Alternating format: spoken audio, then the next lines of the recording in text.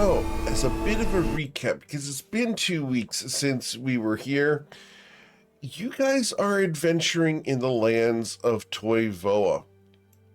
You have gone around the area, sailing around and teleporting to and from the town of Nausha, as you are working to close portals to the Fey realms that have been coming through. You're looking to restore Shantara Grove to its glory and establish your names in the world. Some of you are seeking balance, and others are seeking the best dietary consumption experiences possible. Others are looking for ways to reach personal fame and glory. To that end, you have sailed from Nausha out into the Shinozen Protectorate to find some political allies as Islarin Shonazath works to restore herself in society. She is betrothed to one Rolmos Managath, and last time we had you guys exploring the issues that could arise from a bachelor party here at the Nightspire. The bachelor party was quite energetic and involved a very festive dance.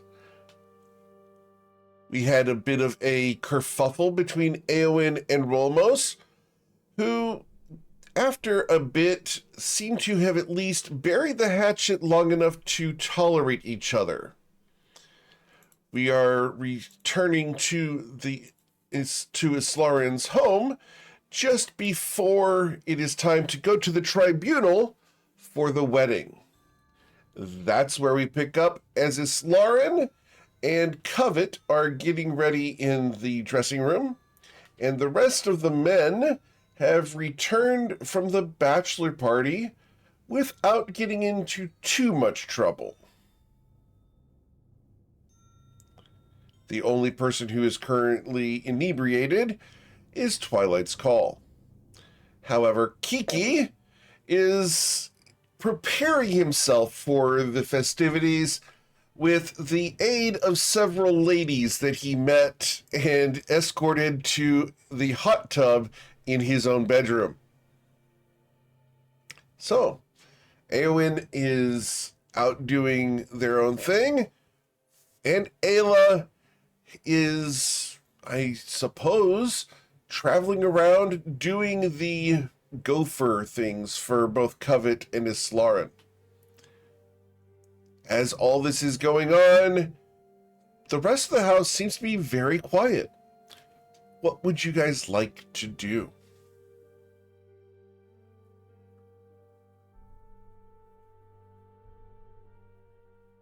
So if Twilight is inebriated, he will go up to Eowyn and tell him, it's like, if you feel this strongly about it, there's still time to talk to the father and prepare as an alternative.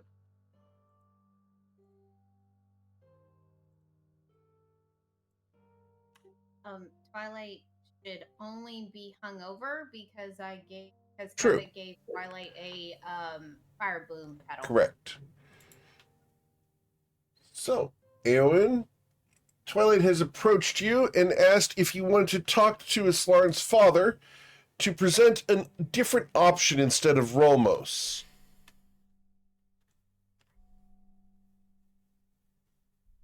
I'm gonna try and hit you again, and Covet won't be able to counter it this time. Just no fire. So please roll an unarmed strike, Eowyn. Up there.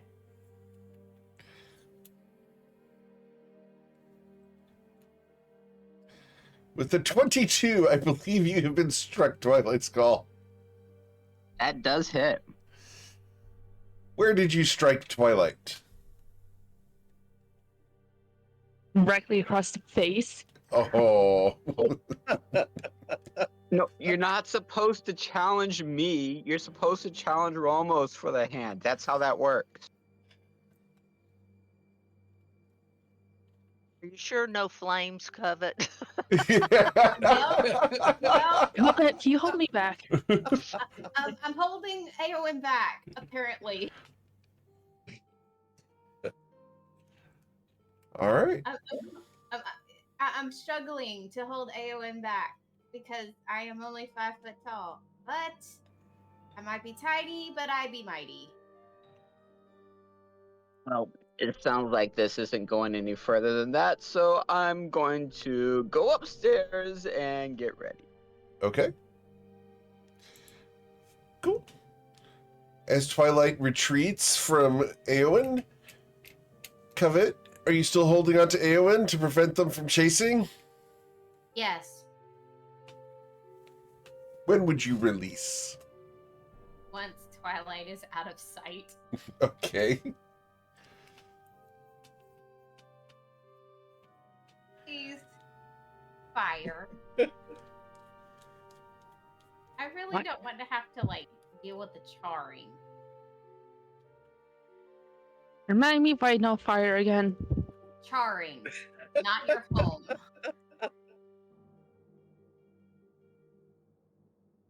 And I, Flammable what if I, pursuit. Beat Go that, for it, I'm please. sorry. what if I do it after the wedding? Um, They said, what if they do it after the wedding? yes. Okay, I'm not getting the read now. Okay, that's good. Sorry. No, because we're still in Islauren's home, and look around. There's a lot of wood, and that would be a political disaster. Let's not that. Not just. I think that we would like to be welcomed back here at one point or another. Right. Right. I think wood can be replaced quite easily. Say that one Not more on time. this island. I'm sorry. What did you say? I think that wood can be replaced very easily. Not here.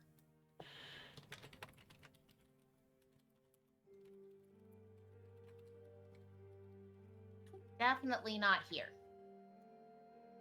Have you seen how difficult it is to get here? I don't think they have a lot of trade that comes here.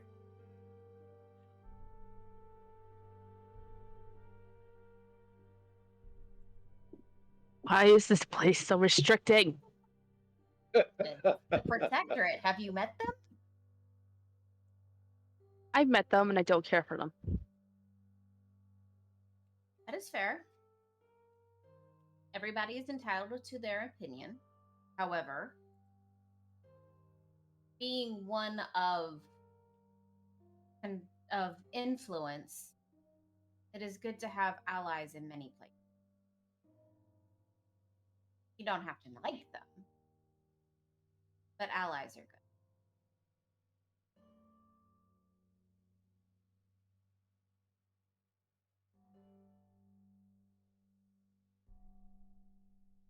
From the top of the stairs, Twilight leans over and asks Covet if she's seen the ascot.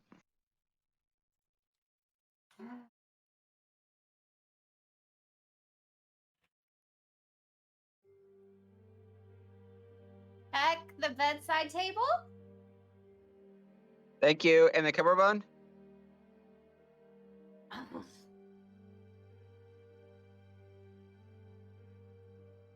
Check the other bedside table. You're the best. I know. Oh, I guess I better go finish getting ready. I guess help Twilight get ready and let me check on Miss Lauren. She is the bride after all. Okay. Cool. As Covet walks in on who? Twilight or Islarin? Lauren first. Islarin's more important than Twilight. Understood. Right. Hello. Twilight, you've been left to your own devices while getting prepared. Islarin, what does Covet see when she comes in? I think we're almost at the point of being ready. She sees this Lauren. Her hair is fully done. Her makeup is fully done, and she is finally in the dress. Only with Lauren does she show this kind of excitement. She's very excited for her friend and hopes that she lifts us a mental prayer up to MKL, praying that everything.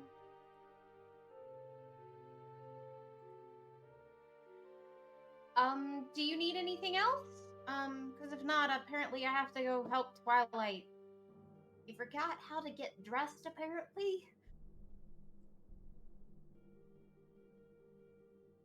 Well, I'm still here. If she needs anything, I can go get it. Because I just finished getting my hair up while you were here, so we're good. If either of you happen to see my father around, you let me know. Of course. I He Always, may have already gone. I haven't seen him in an hour or so, so they may have already gone. I will go help Twilight, but before I do that, I'll take a quick round and see if I can find the butler or anybody who have any information. Sound good? Sounds most agreeable. Perfect. All right. So you go out and you find her father walking around looking a little anxious, but at the same time comfortable in the situation. Does he look tired? No. Seems well rested. Covet walks up to him and gives a small curtsy and says, He bows. "My lord, Lady Shonaza would like to see your daughter." Oh, Not a- for a moment there, I was going to say I just got done seeing her. Oh, okay. Well, I mean your daughter, Lauren, Of course. would like. And he will head towards the dressing room. I will head up to Twilight and help him finish getting. Of course. So, as you walk in on Twilight's call, Twilight, what state does she find you in as she walks into the bedroom? I don't know that the Shonazath Protectorate considers itself a state unless it's a nation state. Right. But what state of dress does she find you in?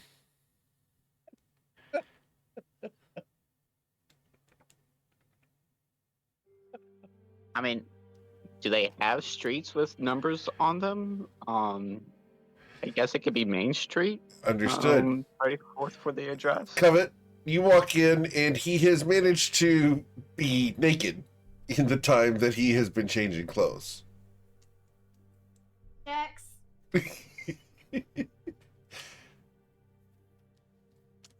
The bedroom is a disaster as he has searched everywhere for everything.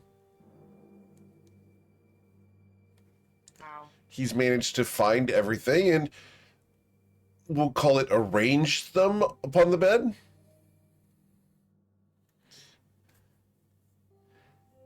She goes and she looks around the room and takes in and everything, and then she looks at the bed and sees how everything's arranged on the bed. It takes stock of what is there. Yep. Everything's there.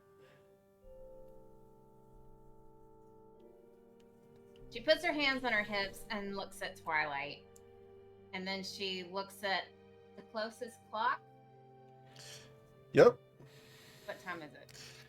It is 9:30 p.m. Well, at least she made it back on time. A couple hours to spare. Does Twilight's call give her the eyebrows?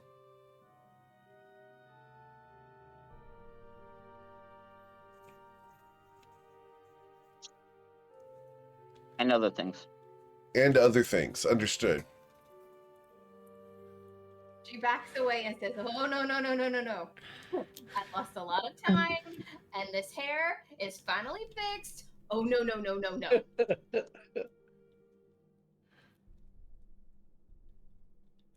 Go shower. Go get dressed. He gives her his winning smile. Please roll a wisdom saving throw, Covet Von Sin.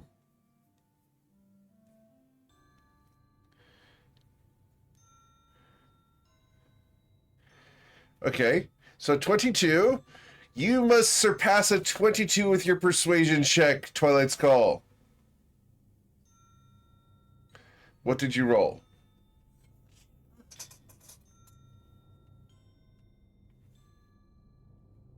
Damn, it's only a 20. She manages to escape your wiles, sir, and resists your charms. Sorry, my love, but you need to get. Yeah, shower. That's the thing. I'm sure it comes with a promise of later. Likely. We'll see. Most likely. So, later. And she shoves him into the bathroom, closes the door, proceeds to take a look at the state of his clothing that he's going to wear. Yep. I saw on text. Did you actually give him a pedal? Yes. You are All right, not. so he's no longer inebriated and he's Correct. back to full health. Correct. All right. Well, as Covet Von Sin is left looking at the disaster, which is the bedroom, but the uncrumpled and carefully laid out clothing for Twilight, because Twilight's not a slob. We will pan the camera. Stop laughing. We will pan the camera out and down to the dressing room where Lord Shonazath knocks on the door.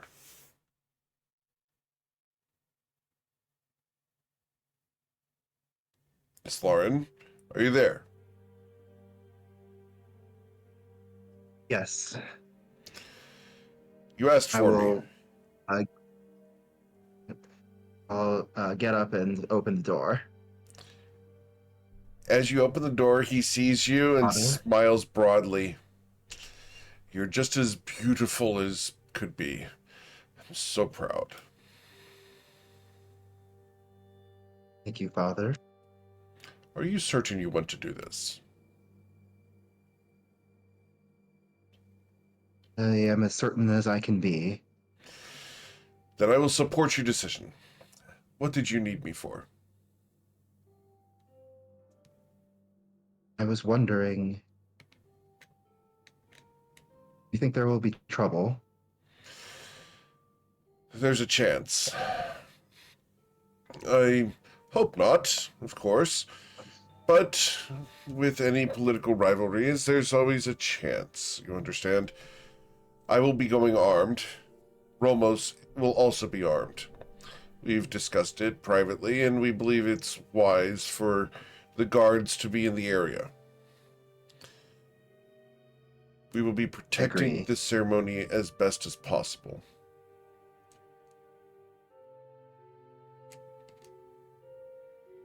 But I admit that Part of the reason that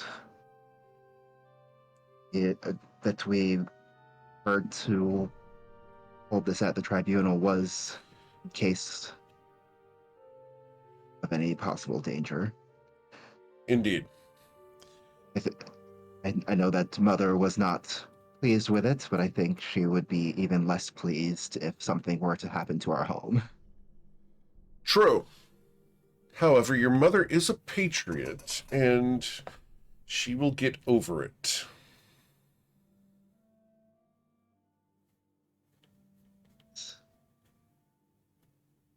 I simply do not want to rely on people getting over things. Dear, Would be rude to presume. this is about you. Do not worry about your mother. I will take care of her and distract her later. Father, I do not need that mental image. He smiles. Dear girl, in what is coming forward, do not limit yourself.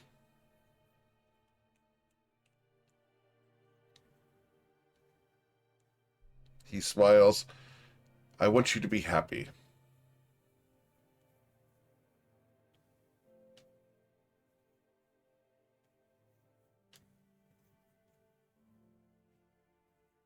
I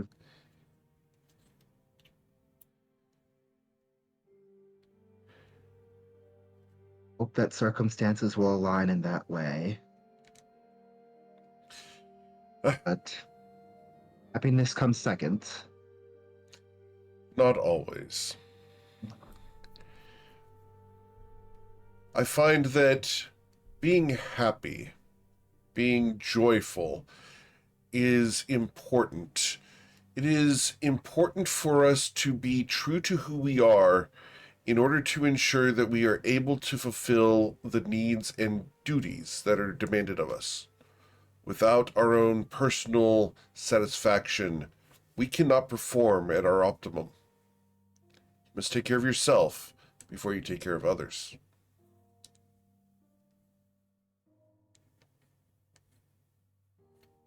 Perhaps.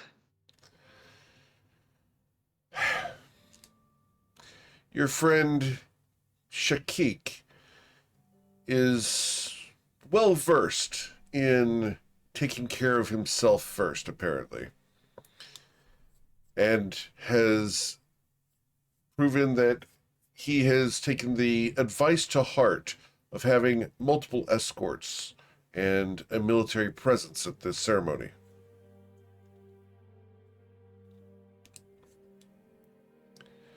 I wonder how many reprimands Yes, will always- be in place for the escorts after the ceremony.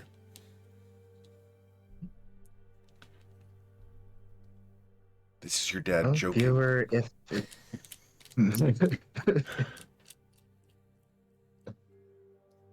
Soren will not immediately pick up on it, but he'll chuckle.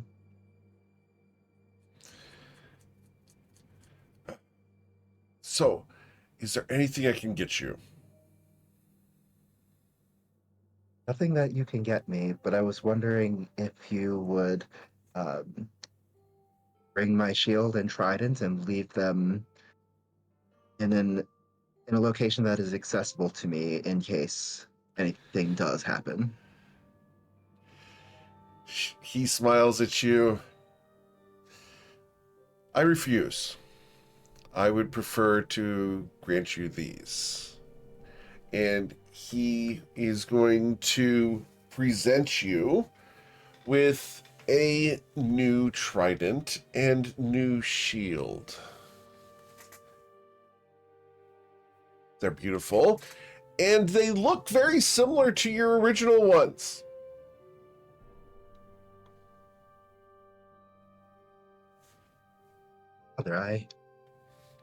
Sorry, I don't know what to say.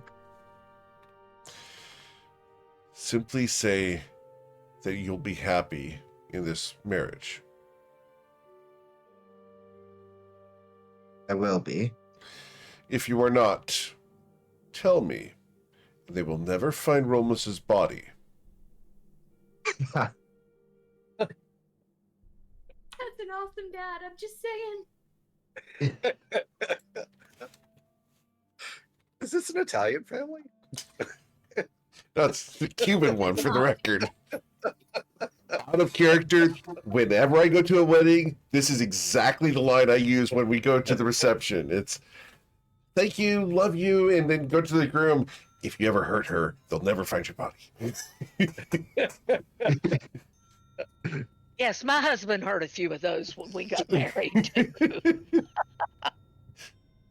My brothers looked at, well, my youngest brother looked at the player Twilight, and he was like, "What are your intentions with my sister?" And Twilight shoved him in a closet. My other one said, "Welcome to the family." Mm-hmm. What was brother? What was he, 11? Yeah, that's what made it so funny. Yeah. What are your intentions with my sister? He's 11.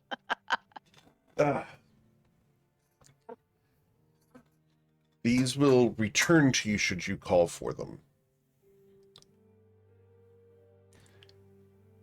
They're magically infused from the depths of the sea.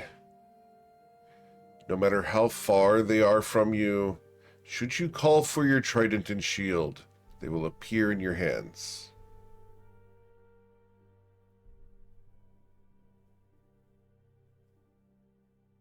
Or not knowing how important weapons and shields such as this are. Is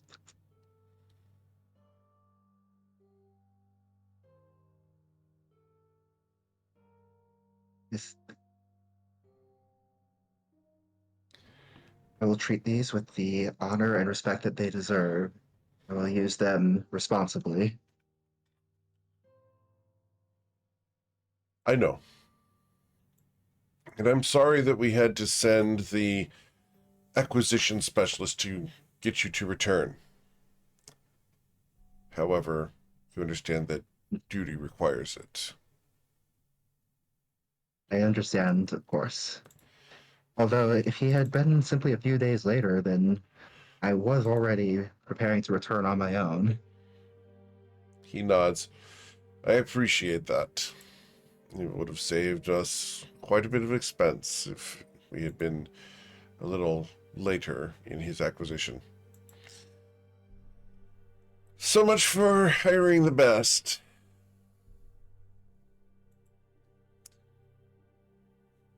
You might want to know that he has been paid and has departed. It is unlikely you will see him again.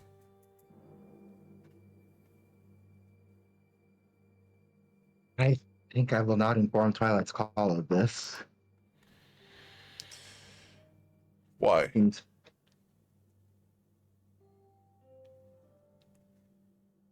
oh, just that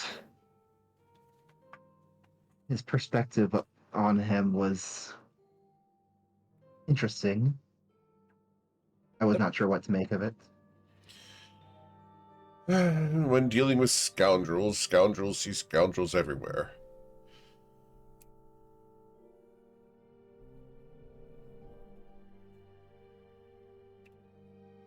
We've met many scoundrels in our travels.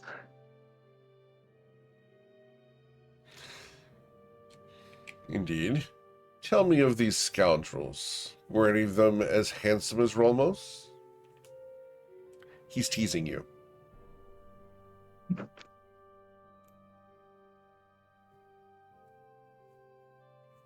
I do not think it would be prudent to comment. That's my wise girl.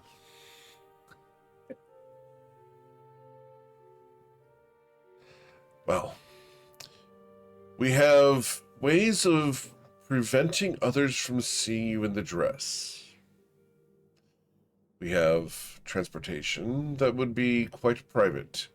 Are you prepared to go to the tribunal, or would you prefer to wait for another hour? Here, in comfort, I can have the butler bring you a snack.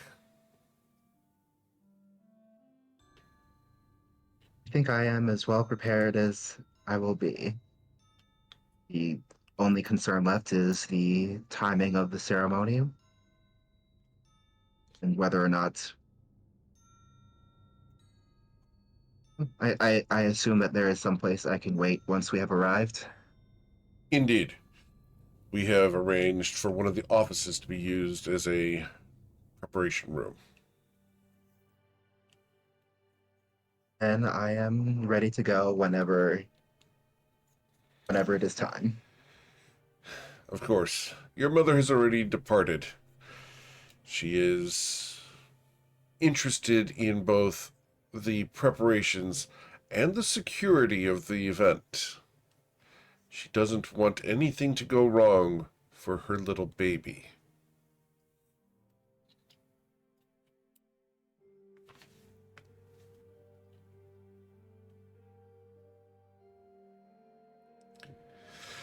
Well, if you'll pardon me, you are beautiful. Ramos is a lucky man. For now. Father, Yes?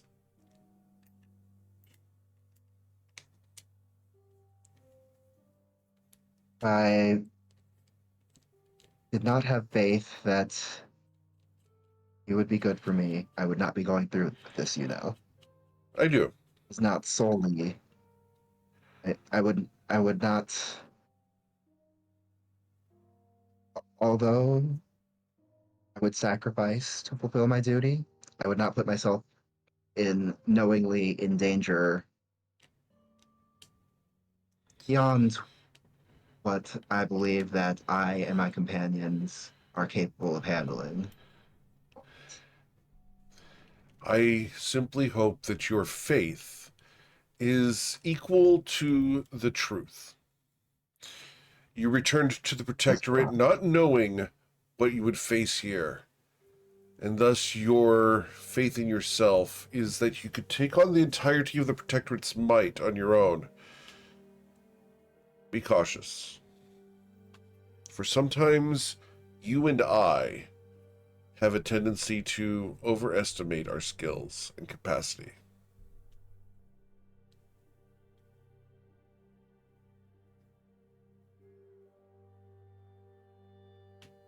Friend swallows and nods. Well, enough seriousness. Have a wonderful time tonight, Isarin. This is about you.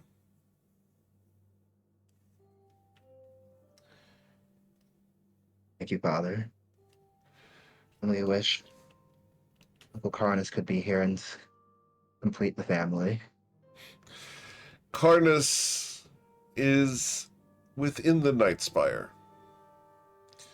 He has been assigned to special duties regarding the security of the event.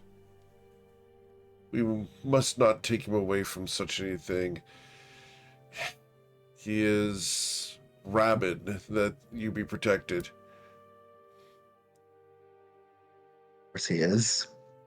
And Soren genuinely smiles. If anyone could protect the event, it is your mother and Carnus. Well, have a wonderful time. I will come for you in 30 minutes. I must check on the rest of your associates. We'll be ready. And he will smile, give you a kiss on the cheek, give you a little bit of a hug without messing up your hair, and then leave and close the door. As the door closes, you have a sense of security that Dad is working on things and trying to take care of everything. Carnus is in the area. That's going to help. You can take a moment to breathe and look at yourself in the triple mirrors. You legitimately look more beautiful than you have ever seen yourself. you're ready.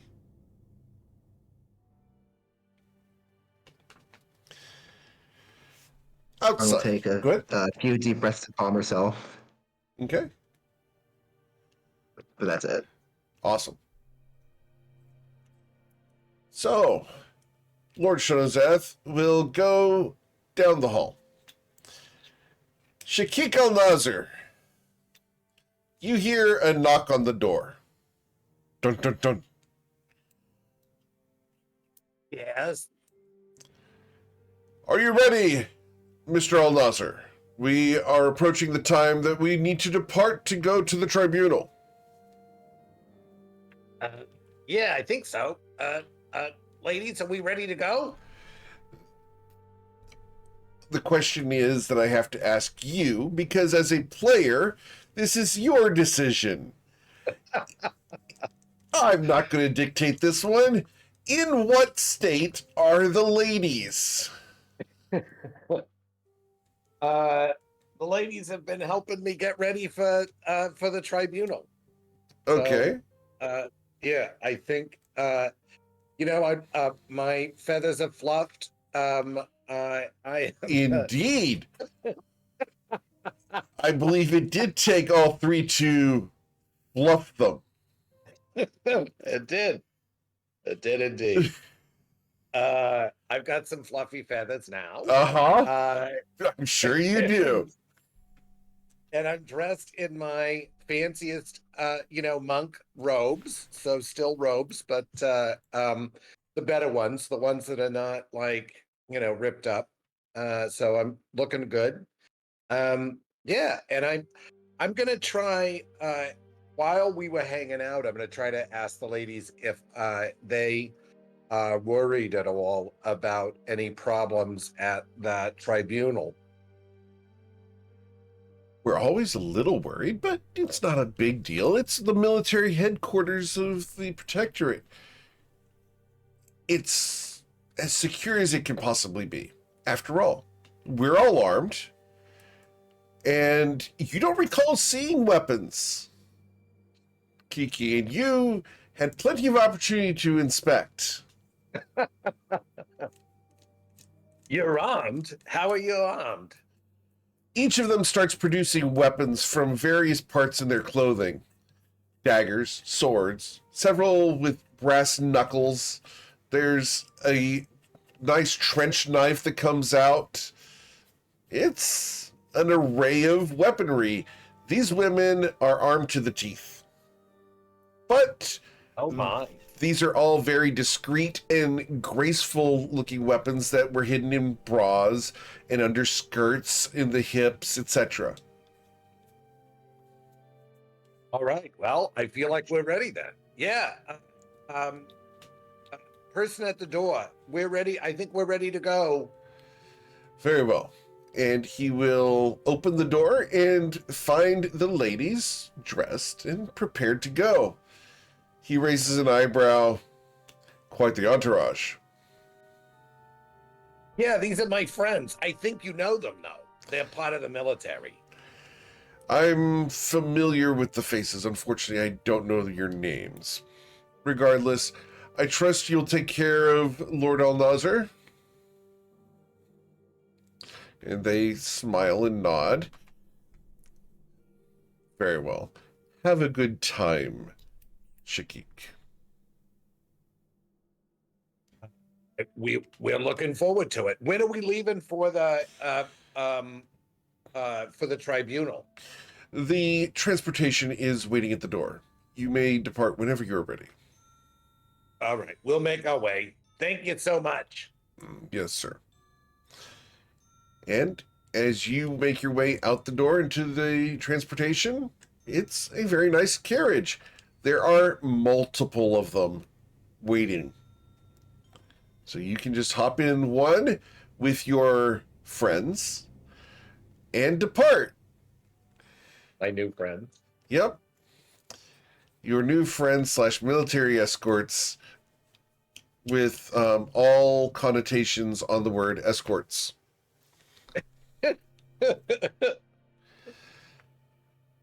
Lord Al-Nazir. All right. Good.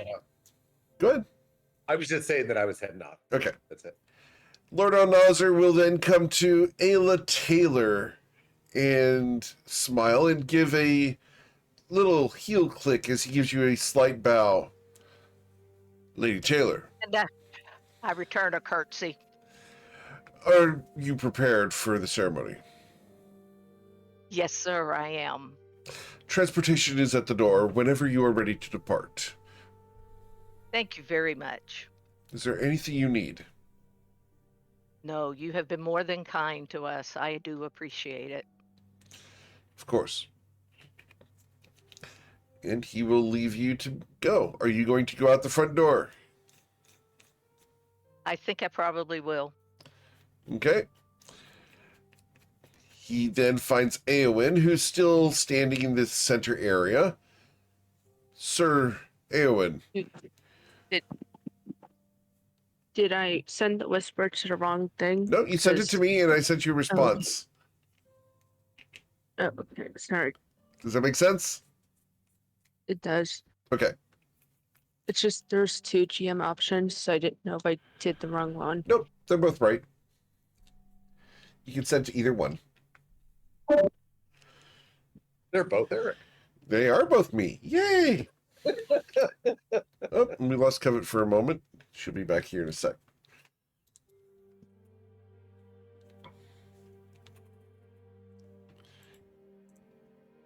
We thought we were going to have issues with Twilight's connection, and it's actually Covet who's having the issues. All right.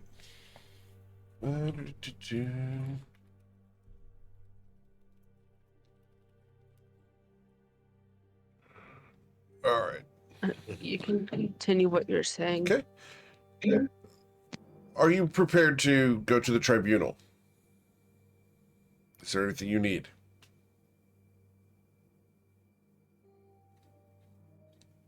I don't believe there's anything else I need.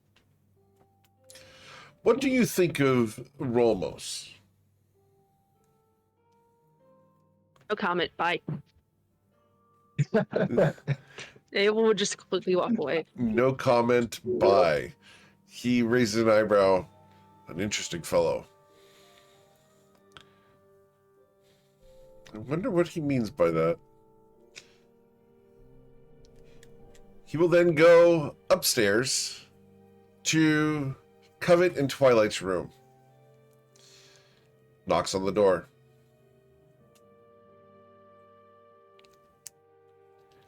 Covet? Just a minute.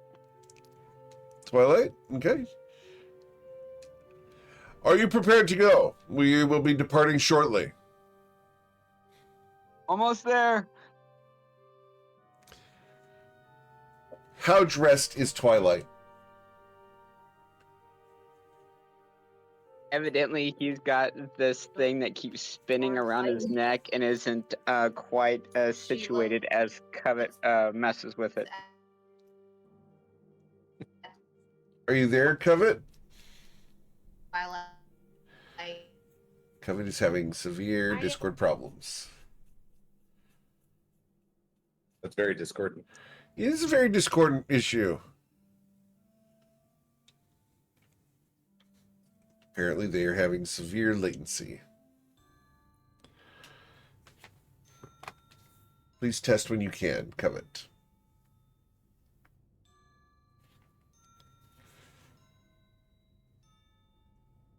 Very well. We'll figure that out as soon as she's able to get that working. So. All right. Hear me now? We can hear you now, yes. Okay, so what just happened? I did not hear it. Lord Shunazeth has come to the door and asked if there's anything you need because the transportation is at the front door waiting on you. And what is Twilight's state of dress? I Twilight? believe his ascot spinning around his neck. Yes, he's trying to arrange his ascot in order to get it to line up perfectly, but he can't quite get it comfortable. He needs help. One moment, my lord. And she steps back into the room and proceeds to fix his ascot and all the accoutrement that needs to be adjusted because she particular like that. Okay. With the last touch of belting on his rapier. Okay. Cool. So you have arranged your husband as best as possible. That sounds about right. Need to make a wisdom saving throw.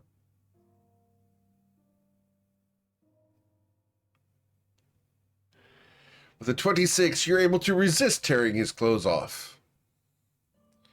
That's good at the moment. Yes. In spite of his wiles. It is not later yet. Twilight, it is not later yet. But it's getting closer. She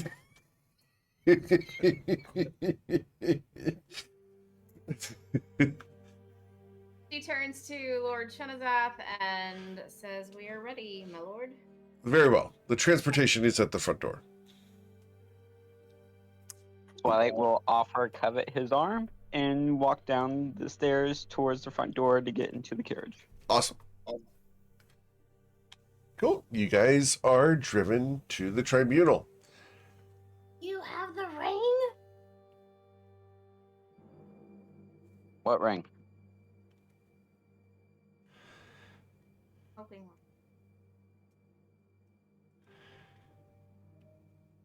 All right. I didn't receive any type of token or item of exchange. I'm not sure exactly how they secure the bond. I guess we'll find out there. Supposedly, some cultures do so publicly. We'll see. So, lastly, Islarin Shonazath. There's a knock on the door.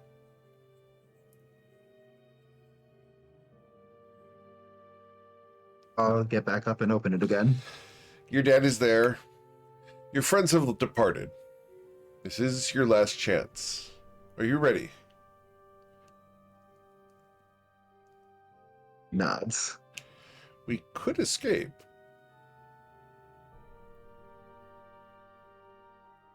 And what would come of everything here? Burn it to the ground, for all I care.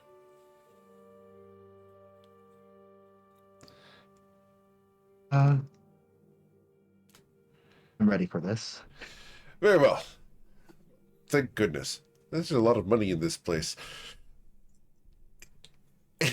And he will take you by the arm and walk you out your childhood home to the front door.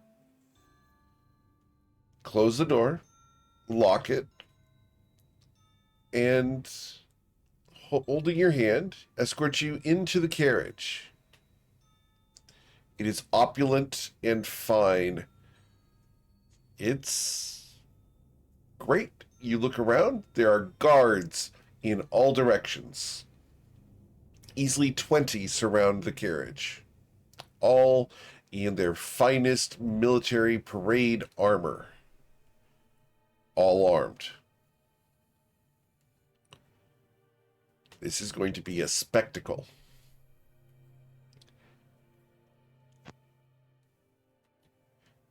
As the carriage begins moving, your father sits across from you and smiles.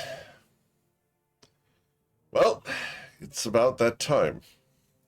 Your mother will be waiting there, and expect her to not shed a tear because she will be too nervous. She will cry later.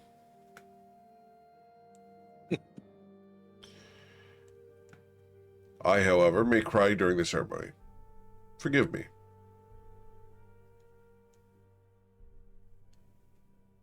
There'll be nothing to forgive. Well, now, Is there anything you would like me to do during the ceremony? Or say? Or not say? How can I least embarrass you?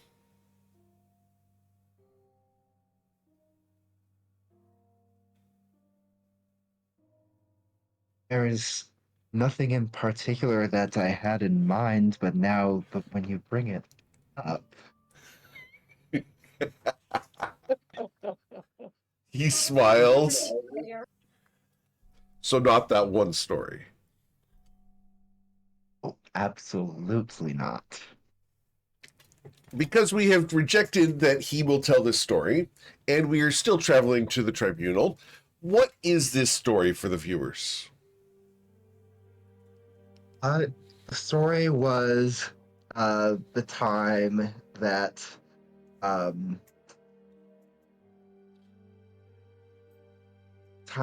when Islarin was so excited about a book about her favorite hero, Moglin, and that she interrupted a important diplomatic function where she was supposed to be in her room to because everyone had to know about how she rescued herself from the enemy's clutches. Understood. He smiles. I was going to choose the other one, but if that's the one you don't want me to reference, I won't.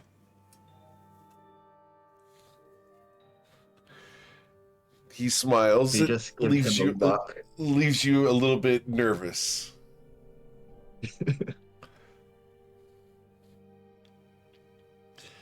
So, you guys can pull in to the Knightspire's Great Hall.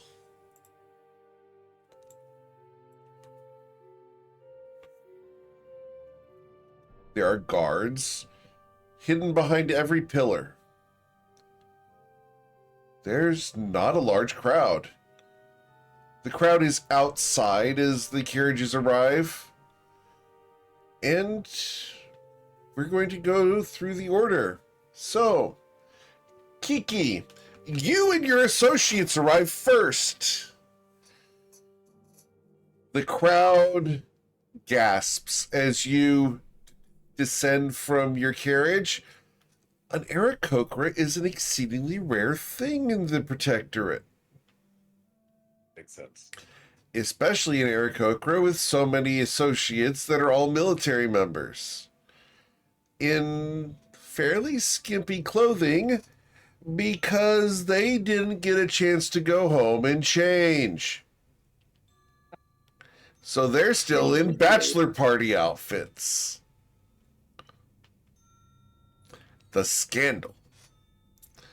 The scandal. Gotcha. The scandal to start the ceremony. People begin muttering as you proudly, step forward. What? Yeah. Yeah. I am going to have no idea that people are scandalized. I'll just think that they're excited. So Kiki is waving, and it helps the ladies down out of the carriage, which is going to be, they're probably, 7 feet tall, and he's 3, so it's going to look a little funny, but Yeah. he's going to help them out of the carriage. And then he'll walk in with them, 2 on one arm, sort of on one side, Yep. and one on the other side. And he's going to make his way inside, waving to people, assuming that it's like he's a star or something.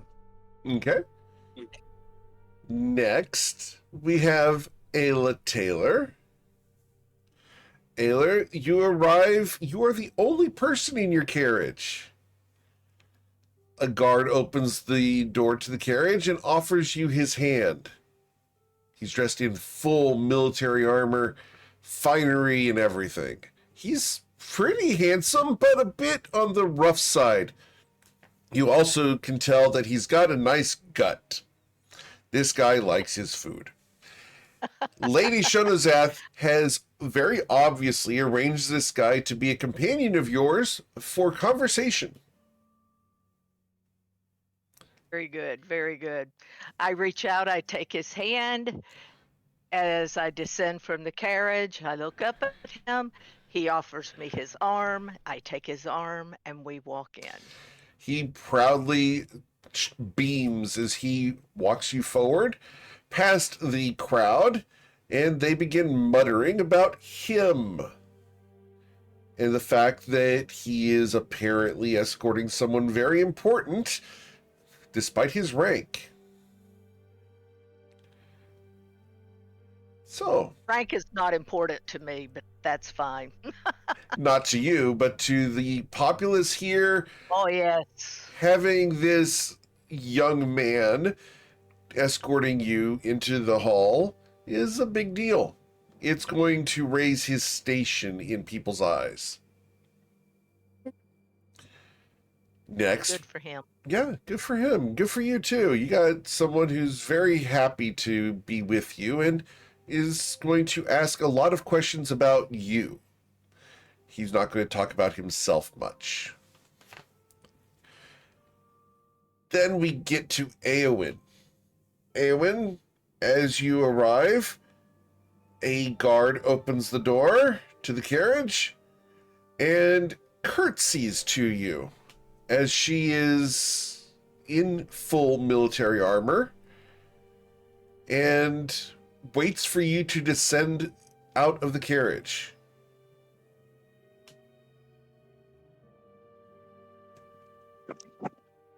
Look. I keep muting you on accident. Okay.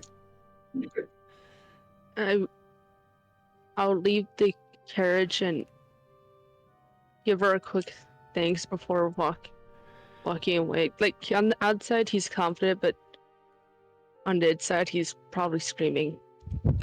Do you accept her to go with you as an escort? No. So you're just going to walk away from her? Yeah, I don't think I need an escort. Okay. That's fine. You go walking in alone. She snaps to attention and fades back into the crowd. All right. The next carriage comes by. Covet and Twilight's Call. You both pull up with missed opportunities of the carriage being so opulent with the curtains drawn. The door opens. A crowd is there, and they gasp at the exotic dress that you guys are wearing. Who gets out first? Twilight will get out first, then turn back and offer support to his beautiful, radiant wife as she descends the carriage.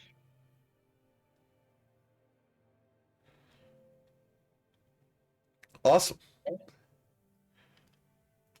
So, as you descend the carriage, you come out, and people are looking at you guys and gawking.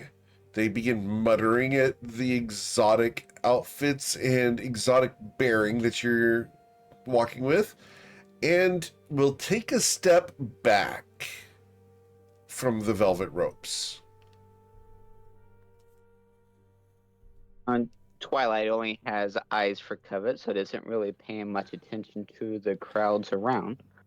But once we get inside or close to our destination, Twilight will kiss Covet's hand, bid farewell so that she can take care of or assist with Lauren, and he will go find Rolmos to assume his best man duties. Okay. As you find Rolmos, he is near the front of the tribunal, and he is looking self-confident, but a little bit nervous, checking out balconies, watching corners, ensuring that everything is right from the front of the room. He's standing there and looks at you and A small smile breaks out as he sees that another thing is falling into place. Things are beginning to go right. As you approach, he smiles and reaches out to shake your hand.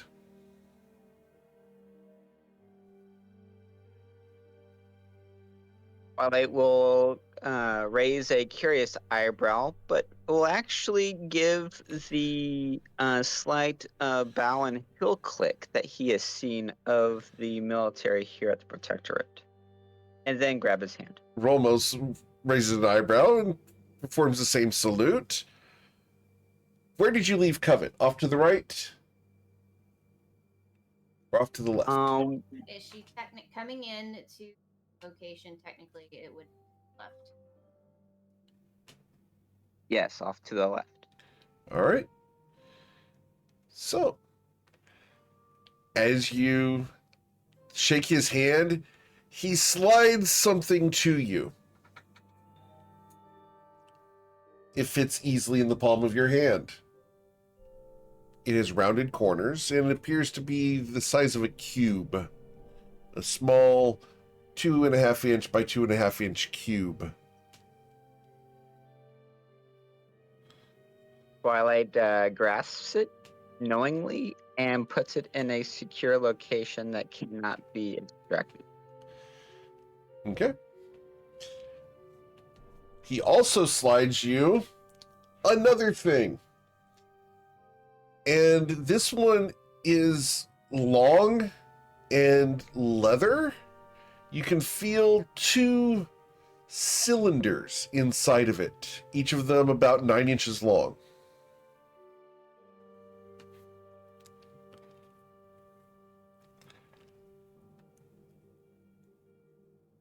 I'm curious as to what this might actually be, and questions Romos. You actually ask him?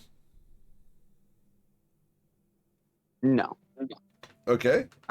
It will be also in the same location where that box is. All right. This is a good 8-inch long, 9-inch long leather satchel with 2 cylinders in it. And as you take it from him, he says, "Thank you for this. This is a gift."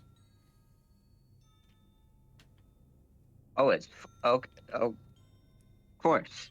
I did not expect such things. I appreciate it. He gives you a nod. I understand that certain people from the shoreline enjoy these.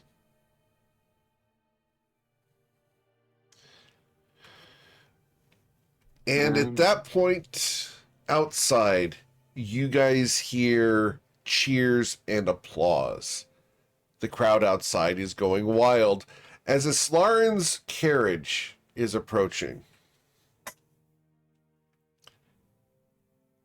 Is there anything you guys want to do before Islarin's carriage arrives?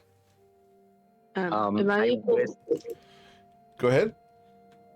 Am I able to find Ramos at all? Yep, you can see him at the front. I immediately approach him, and grab his arm. And ask him, can we talk somewhere more private? He looks at you. The ceremony's urgent. about to begin. Is everything okay? It's important. I talk to you first. Very well. Twilight Excuse will me. Step up and say, "This is not the time. There's somebody out front that's very interested in him being here to observe firsthand." If Lord Eowyn has information about something, I must hear it. What is it? Twilight, I'll try and make it quick. You just shoot, go. What do you need? What is wrong? To be honest with you, I didn't believe in the slightest you were good enough for us, Lauren, and I had planned to deal with you in order for you to prove that. But I've had a change of heart after taking more of your character. and how considerate you are. I feel like you're better take care of her now. And I want to say I'm sorry for misjudging you too soon. He looks at you. It is because of friends like you that I know I am marrying the right woman. Thank you for your apology. I accept it, and I will consider our past forgotten. If you will consider me to be your friend, I would like to consider you to be mine.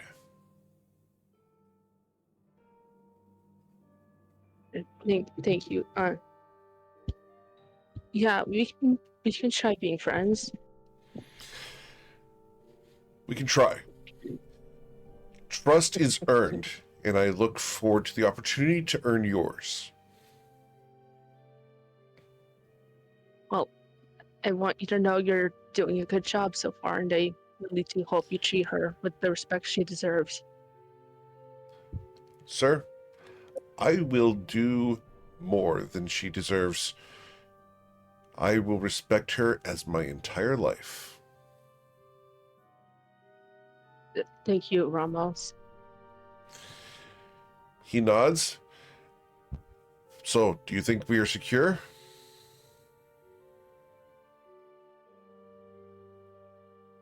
Yes, that was all I wanted to tell you. Would you do me the favor of standing by Twilight instead of in the crowd? I would have you be one of my men of honor.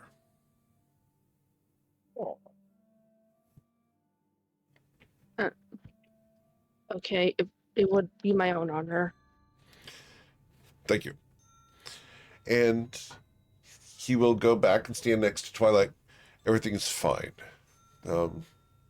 He will be standing with us. He looks over at Kiki. It gives a bit of a wry grin. He's not going to have you come up here. No. Kiki's looking very content where he's at. Of course. He considered it for a moment and then changed his mind. Yeah. So, as the camera pans outside, Islarin, your carriage pulls up. Your father looks at you. I can tell the driver to keep going.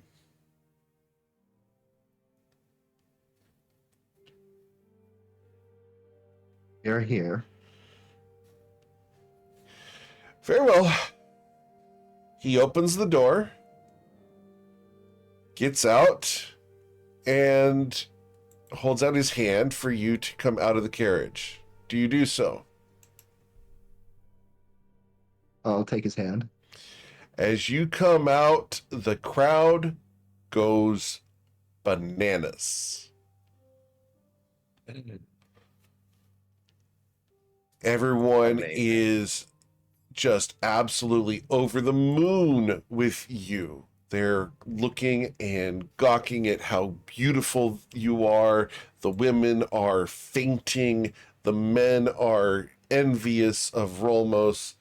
This is going to be absolutely a moment to remember for all of their lives that they will tell all of their children.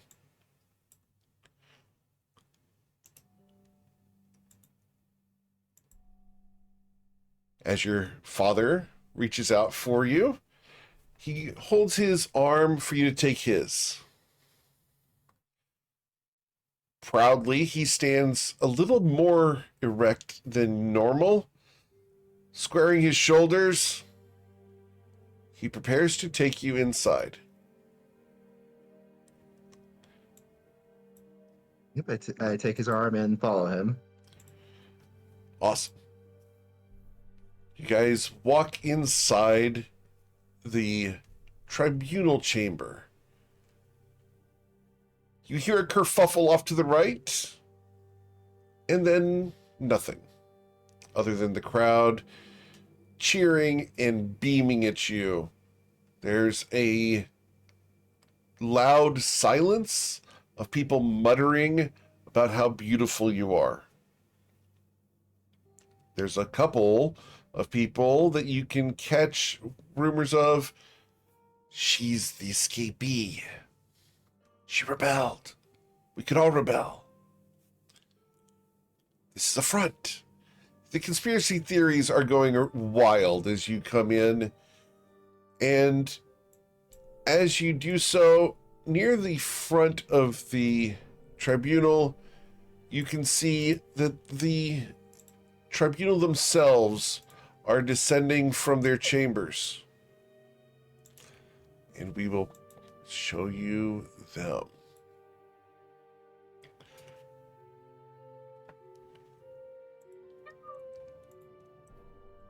As you walk towards the front, there is no music. It is quiet inside here.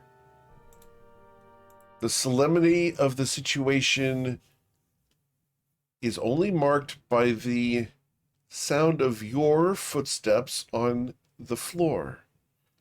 You walk forward with your father. He gets to the end of the room and looks at Rolmos, gives a click of his heels and a nod, and hands you to him. He moves off to the left, where he will sit next to your mother. The tribunal stand before you, concerned slightly, but also stern and serious about the situation. As Ragnar Kriori will step forward, he looks at each of you. Under the authority granted by the maritime laws and solemn traditions of our service, we gather here today to witness and affirm the union of Islarin Shonazath and Rolmos Manigath. This tribunal, acting as a symbol of duty, honor, and fidelity, calls upon you both to declare your vows with conviction and resolve. Repeat after me. I, Rolmos Manigath. I, Rolmos Manigath, stand before you, Islarin Shonazath. Stand before you, Islarin Shonazath. And this tribunal to assert my commitment to you. And this tribunal to assert my commitment to you. Here and now, with the discipline of a soldier and the heart of a sailor. The discipline of a soldier and the heart of a sailor.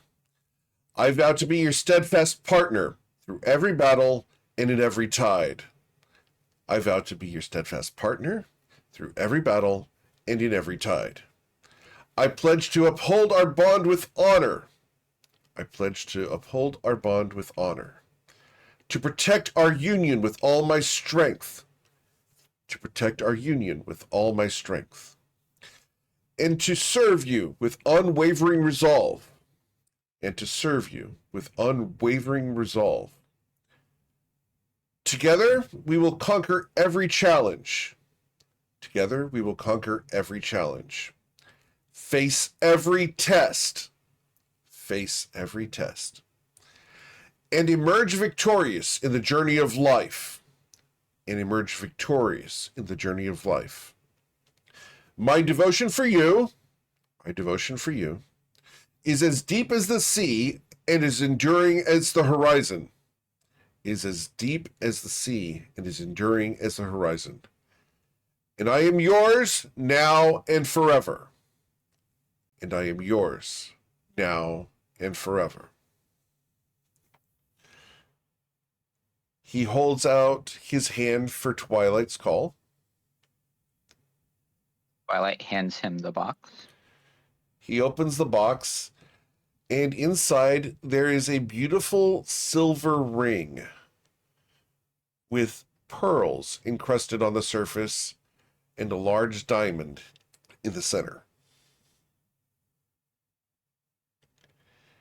He holds it forward near your finger, Islarin. The tribunal turn to you. Repeat after me. I, Islarin Shonazath, I, Islarin Shonazath, stand before you, Rolmos Managath, stand before you, Rolmos Managath, and this tribunal, to declare my unwavering commitment to you,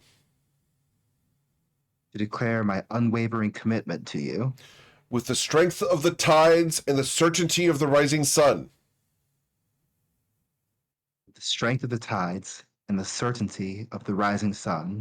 I pledge to be your partner, your protector, and your confidant. I vow to navigate every challenge with you,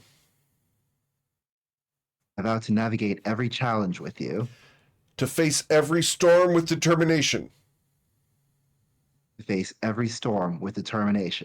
and to stand by your side with the loyalty of a comrade in arms.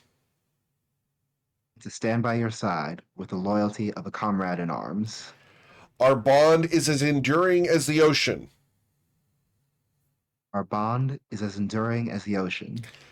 and our duty as relentless as the waves.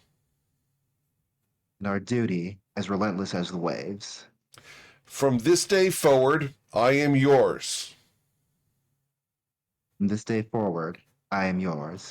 And together we will forge a future built on trust.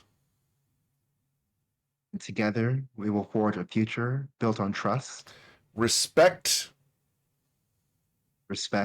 and unyielding devotion.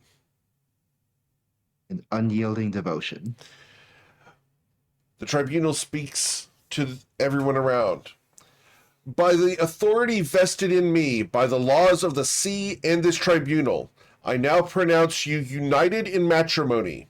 Your vows are sealed, and your bond is recognized. You may now place the ring upon her finger. He reaches for your hand to slip the ring upon your finger. Do you resist? I extend my hand for him to put it on. It slides on and fits perfectly. You may now solidify your union with a kiss. And he will lean in and slide his hand to the small of your back and the other hand to the back of your shoulders. Sliding beneath your hair, you feel his hand on your skin. He pulls you in for a kiss. And the applause go wild as your lips meet. He's not a great kisser yet, but perhaps he can be trained. Plenty of time. Plenty of time. The first kiss being done, you look around, and there's a sense of relief. Nothing has happened. The dangers are not here. You see your father and mother sitting off to the side, cheerful, proud. Your mother scans the balconies one more time. It can't have been this good. You look at Kiki, probably very happy at the moment. Your eyes... All seems right with the world. All seems right with the world. Your eyes land on Covet. What's Covet look like right now? Covet is smiling at Islar and gives her a genuine smile as she continues to look around, particularly at the shadows in the room. You look around at the shadows in the room. There's nearly none. All the shadows here are very well lit. Someone has taken great care to place lights all over. You, with your passive insight, know that Lady Shonazath spent most of the day here illuminating any dangers and ensuring that there was nothing secret going on here whatsoever. As you guys turn from the tribunal, they will step away, recognizing that this is no longer about them. Their job is done. You and Rolmos are ready to depart, should you choose to. He takes your hand in his, and holding it, he puts it into the elbow of his arm and begins walking forward proudly with you.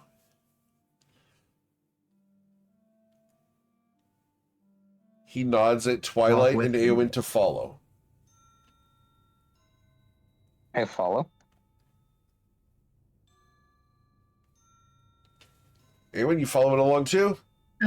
Yeah, of course, Eowyn follows as well. Okay. Awesome.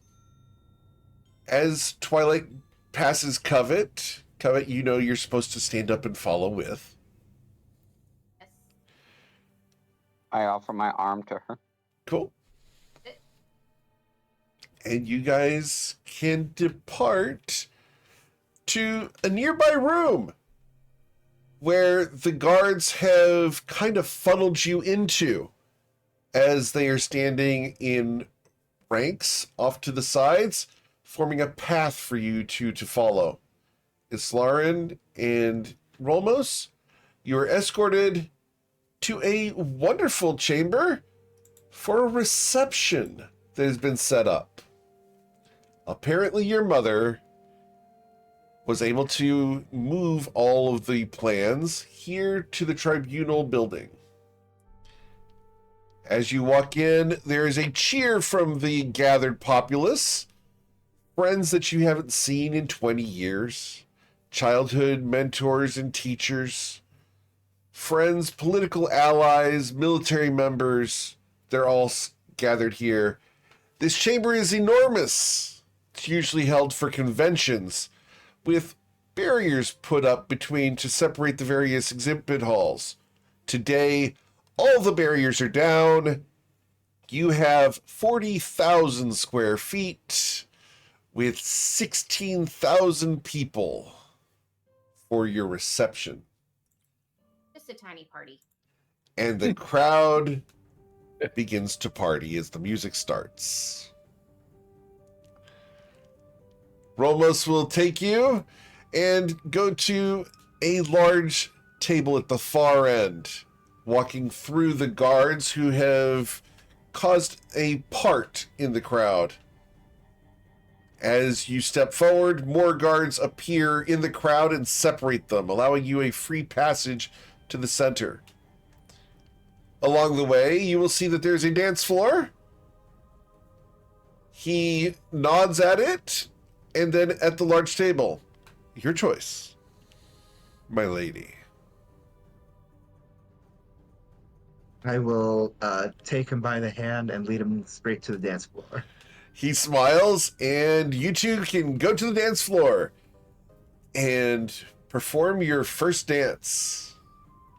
It's a dance you're familiar with. The music is familiar to you as well. He is well versed in this. You guys know exactly what you're doing, and you are both very much in sync. As you say bye to your last life, we will... Sorry for the pun. You guys are able to wow the crowd, and the crowd will begin partaking in the various foods and activities around. There are tables for people to sit at with icebreakers to get people to know each other. Your mother has set this up not just as a reception for the wedding, but also as a way for these various people to get to know each other better, as they are now associated with you and Rolmos.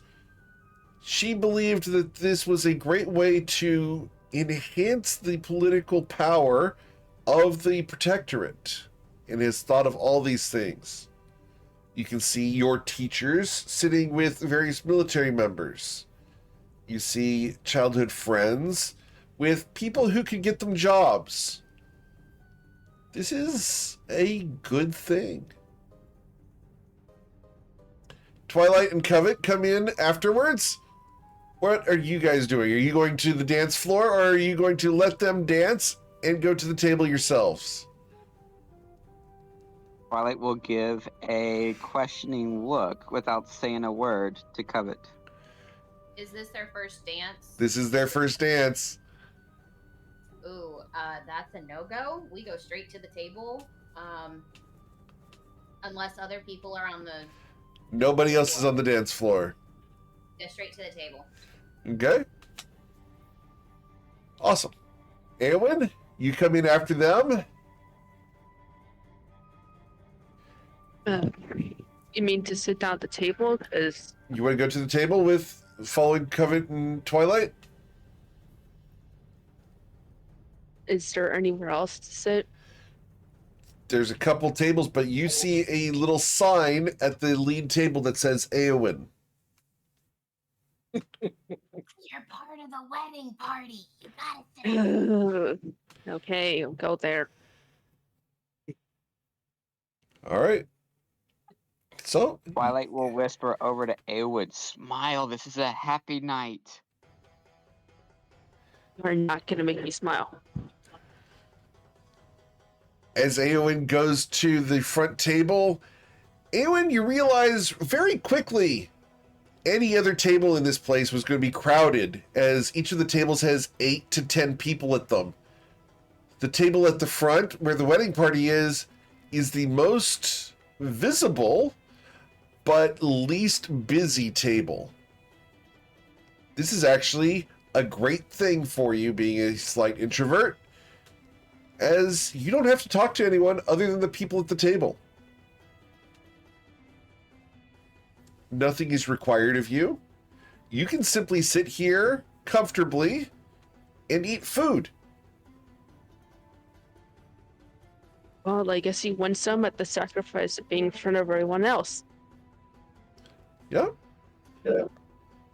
So, Kiki, you walk in with the rest of the crowd and the tribunal walking in with you. As you break the line of the door, your escorts begin dancing to the music with you.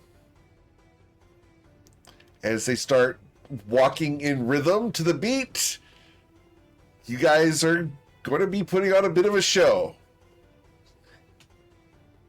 Oh yeah. Kiki's having a great day. So he's absolutely, if they're gonna start dancing, he'll start dancing with them. Okay, awesome. About halfway through the first dance, the music will change, and the couple at the front will nod and smile as more people begin to get on the dance floor and party. With other people moving on to the dance floor, Twilight will take Covet's hand and ask for this dance. He smiles and up to the dance floor with him. Awesome. It's a slow dance, but for some reason the people seem to be moving faster than the rhythm.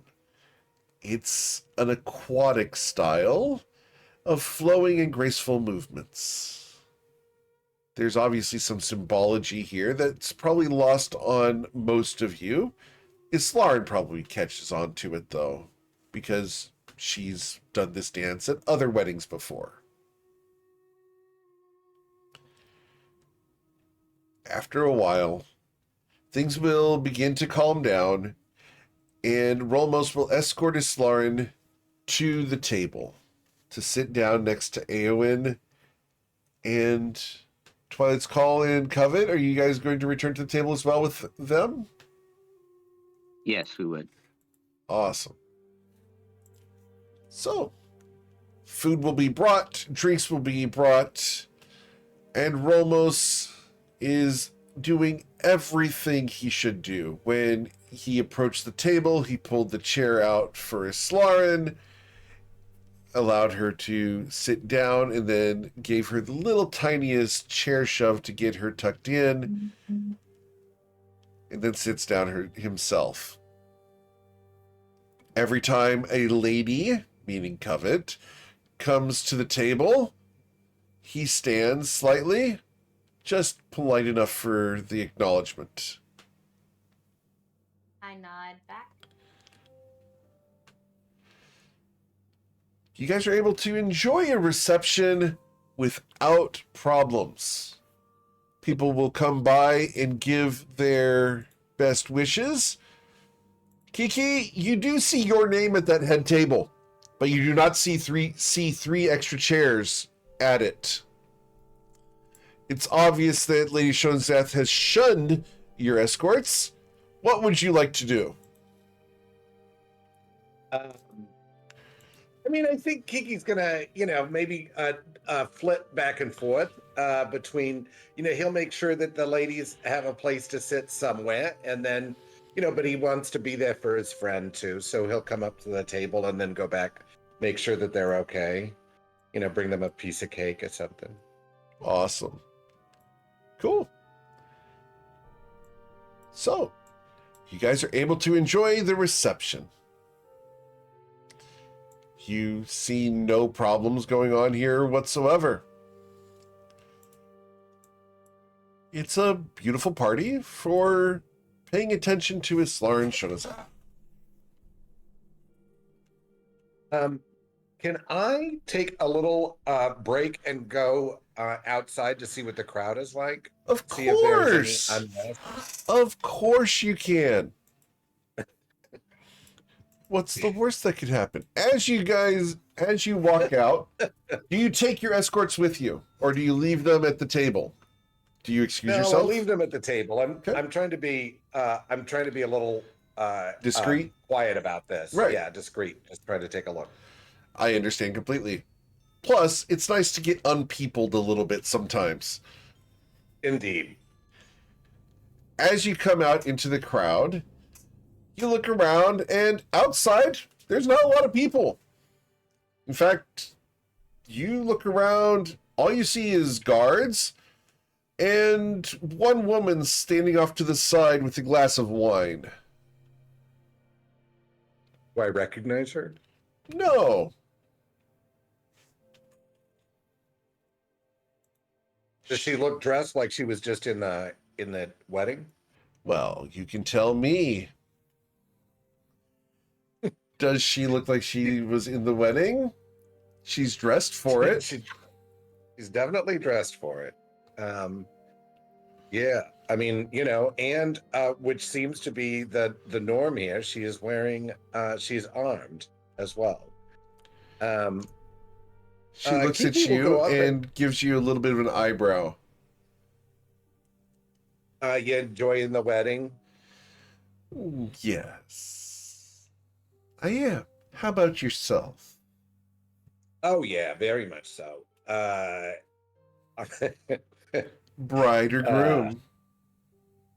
I'm a friend of the bride. Although I met the groom, I like him too. He's a nice guy. Of course. You? Oh, I'm more of a fan of the general event. Oh. So, doesn't it seem a little odd that there's nobody out here? There was such a crowd before. Well, they're all inside. I mean, fair, but yeah. Yeah, I guess. It just seems that there's a lot of gods out here. Well, of course there are. After all, no one wants any threats to the blushing bride and the happy groom. Oh, absolutely true. What threats would you expect to see? Expect? Oh, I wouldn't expect any. Oh. That's excellent. How's your wine? My wine's delicious. Would you like some? Okay, but thank you. She offers you the glass. No? No, thank you very much. She takes a very seductive sip. One of those that just slow and long draught that doesn't actually drink all that much, but more of just the act of drinking. You know what we're talking about. Oh yeah. It's the Wayne's World lollipop. Fortunately, his feathers had already been fluffed. Yeah, exactly. Got her. My feathers are fluff. For Twilight's benefit, because you cannot see the webcam, there was just a spit take across all the books, nearly that had just been signed. It all went into her hand. Yes, it's in the mouth. Oh my gosh, I will not jeopardize my book. Oh my gosh. Got her. Yep, got her. Amazing. Sinuses and everything. That's even better. All right. I think Kiki's gonna wander back inside and Okay. see what's going on. Awesome. Have fun in there. Well, I'll see you inside, right? Aren't you coming in? She smiles sweetly at you. Oh, I wouldn't want to distract from the situation. After all, this is supposed to be a Slaren's moment, and she's important. Oh, well, absolutely. What's your name, by the way? Oh, that doesn't matter. Just let it go. Everything's fine. And you then recall that you were outside talking to this woman, but you find yourselves back at your seat with your escorts. You don't know how you got here. I'm going to mention that. I'm going to go up to where the table is at and mention that to the party. That there was, yeah. I'm going to go talk. I'm telling this story because that is weird. Okay, so you go up to the wedding party and mention this. How do you mention this? So if is everyone seated up there? No, I guess Covet and Twilight are out on the dance floor, right? They return to the table for food. Okay. So yeah, I mean, I'm just gonna be like, hey guys, I was just outside and I was talking to this lady who was there drinking a glass of wine. She was dressed really nice, by the way. She, except of course she did have a dagger strapped to her leg.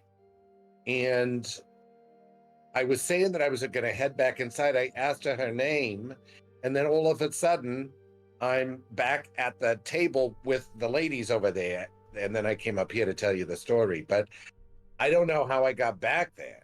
I think there must have been some magics involved. What did this person look like? She was taller than you, but of course that does make her most of the population. Let's see. So she was. That is totally fair. Even in real life. Oh my god. But also shorter than Miss Lauren. She had black hair. She was dressed in a black dress. Dressed really nice. Yeah, I mean, and was carrying a glass of wine, and the dagger was really nice. It was jeweled.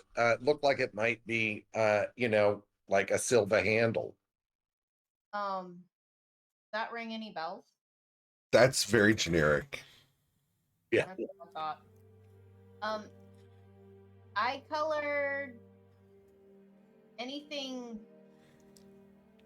I mean, she had dark eyes. She has very light skin. How tall was she? About 5'6". So she was around 5'6". Got So one job not on as this tall ship. as most of the. Not Not as tall. I did it very subtly this time. Yeah. Not as tall as. We're slipping. Yeah, exactly. Not as tall as most of the Tritons. To be honest, I don't know that she was a Triton. Interesting. Is it possible? She said she wasn't going to come in because she wanted this to be Islarin's big day, which I thought that was kind of a weird thing because isn't that why you're here? Because you want to celebrate the big day with Islaren? Said she's a magic user. Just out of curiosity, and she leans forward and couldn't have. I mean, said she had dark hair. Did Dolly have dark hair? I didn't hear the last part of what you said. Did Dahlia have It dark did. hair? Oh, She had dark hair. oh, interesting. She had dark Yeah. hair. Could it have been her? We would have seen her once. Right? Yeah, I would have just. Yeah, that's right. Would that ring any bells for me? Roll a history check. Let's see. Let's see how good my memory is. I'm sure it's great. Health, I'm proficient. Okay. So with a Oh, 13, not bad, actually. no, Yeah. that doesn't match Thalia at all. That doesn't match your Uh. memory of Thalia at all. Interesting. Excuse me. Yes. I have a problem. Okay. My cat figured out how to close the Chrome tab. Hilarious. I've been kicked out twice already. Oh, wow. Okay. Smart little Dickens. And gets attention each time. So, no, Kiki, this does not match your memory of Thalia. Yeah, I don't know who it was, but it was strange to me. Yeah, I don't know. I got a really weird vibe from her. Does that sound familiar to anything that Twilight might remember? Roll an Arcana check, sir. Just let me know what you got. I am also. Okay. You can roll your Arcana check as well. I got a 5. You do not know. Covet von Sin, you also do not know. Does someone want to take a quick look outside to see if she's still there? I mean, I could go with you. I'll walk out there with you. All right. As We'll go Ayla, too. you're going to go as well, Islaren?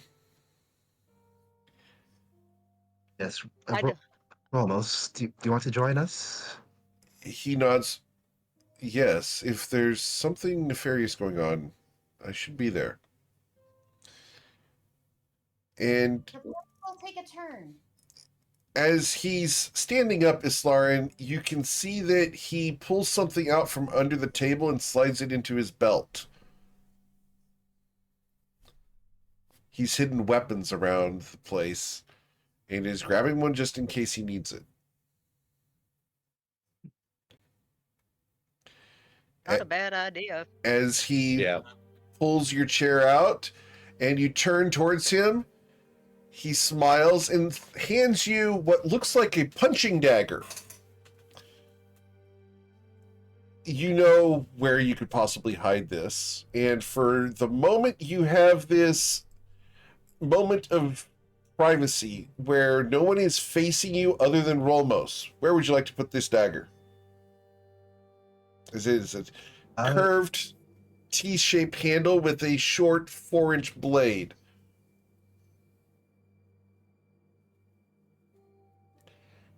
For the record, these Does it come? Go ahead, Covet. for the record, these blades are so fun. Oh,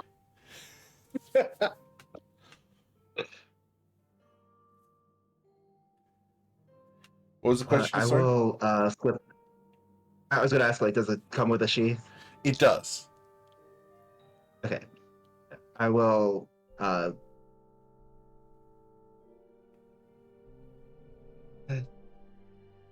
Yeah, I'll try.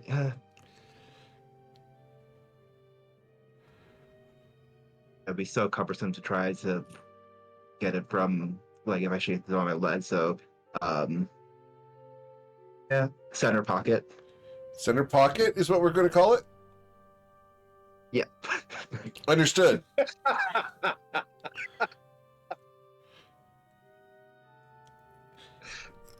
Coven is very concerned, and if you guys cannot see the webcam, the hand motions are like center pocket, meaning upper body center pocket, I believe. That's what upper I body, would have yes. done. Okay, so it goes into the cleavage. With a very open front of that. It slides perfectly into the dress. It hides right within the cups. If you don't look there specifically, it's impossible to see. Romos looks at you as you do this and smiles appreciatively. I wink at him. We'll be retrieving that later. He smiles. Mm-hmm. Oh, and the foreplay begins. And he will take your hand and you guys can walk out through the crowd. People will try to get your attention and give you best wishes. It's going to take 15 minutes for you guys to get through the crowd. Yeah. As they believe you're leaving the reception.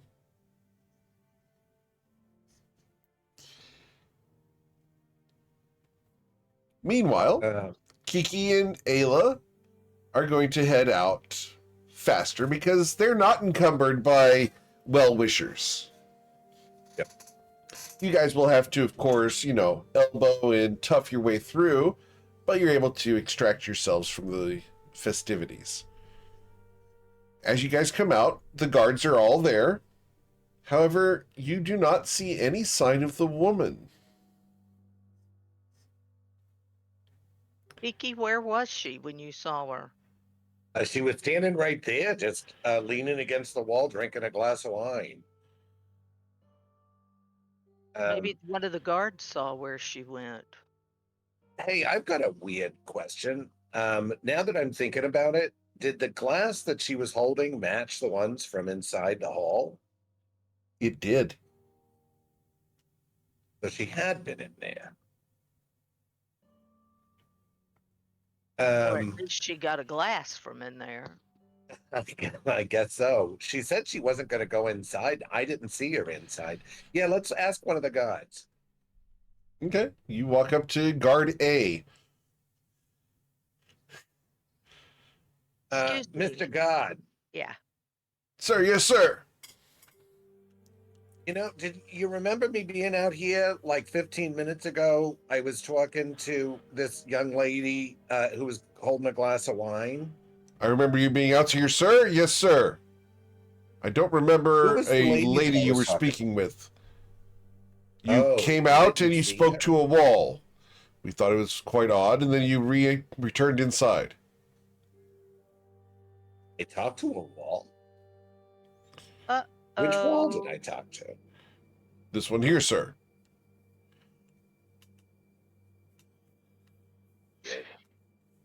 That's not good, Kiki. No, that seems wrong. Then when Very you much left, you did a little bit of a dance, and we thought it was quite humorous, sir. Well, I was just, letting her know that I was about to hit the dance floor in case she wanted to come inside. Doing a little soft shoe, I believe. Indeed. Oh, you've heard of me.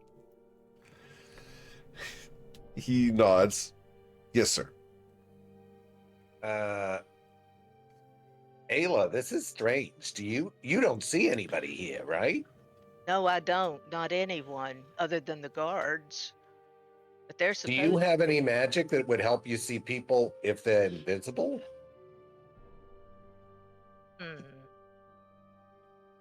I don't think so. I can detect magic if this person used magic to be here.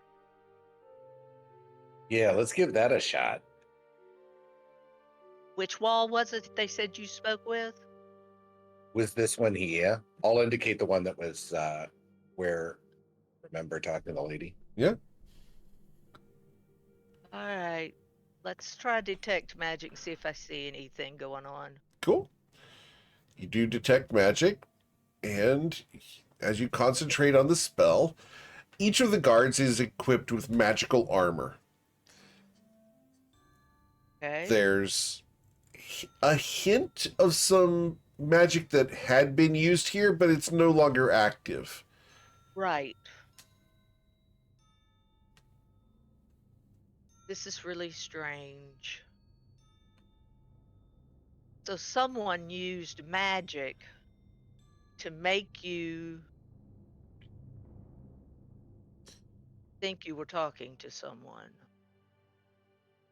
But then they sent me back to my seat without me even knowing it. Either that or I walked. Did you see me walk back inside? You probably weren't paying attention. But I'm wondering, well, no, the god No. just said that he saw me walking inside, right? Right. But I don't remember seeing you come in. I just remember you walking up to our table. But then I didn't see you walk out either. So there's just so much going on inside. Yeah, it's pretty busy, but there's something weird here. Very Rolmos much looks very so. concerned. What should we do, lady?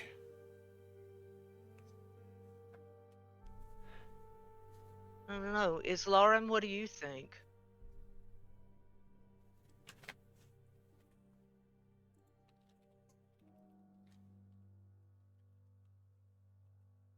Miss Lauren? Divine sense. I forgot to Divine unmute sense. myself. Okay. But yeah, not that I'm expecting it to pick up anything because I feel like Faye is more likely, and this does not detect Faye, but covering the bases. Sure. As you do your divine sense, you sense two Fae within 60 feet of you, very close to each other. Shocking. I wonder why. There's also a Could that be? celestial in this main chamber. However, you can't see them, but they are near the ceiling. Wait. A celestial.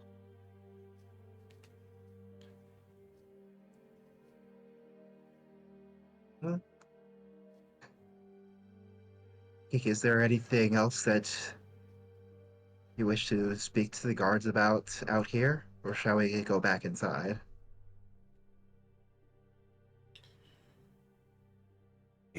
I think we got to go back inside. I mean, I'm not seeing anything else. Can I just do a quick, just look around? Sure. To see? Yeah. Doing I guess an investigation. Okay.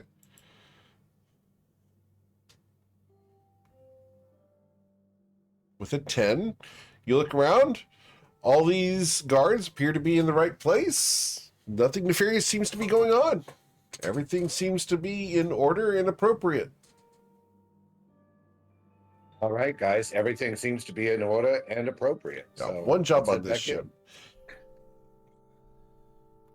in. Ayla's going to slip back inside, and I'm just going to kind of walk around the edges of the crowd, knowing that Miss Lauren has said there's celestial up near the ceiling. Okay.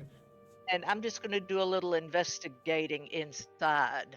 Oh, inside the reception room. So you leave the celestial Right. outside. Gotcha. Cool. Is everyone going back into the reception hall? Wait. Okay. So did you say the celestial is in the reception hall or out here? Out here with the guards, up on the ceiling. I thought you Okay. said it was inside. That's why I went back That's inside. what I was thinking. Too, Oh, yeah. no. I'm sorry. All right, then I'm That's coming a back outside. That's a and miscommunication on my inside. part. I apologize. The celestial No worries. is on the ceiling, out here with the guards. Oh, Okay, gotcha. so I'm doing my investigation outside. Okay. Cool. So with the 27 investigation, Ayla, you see that there is a mural on the ceiling depicting a great angel with 2 swords.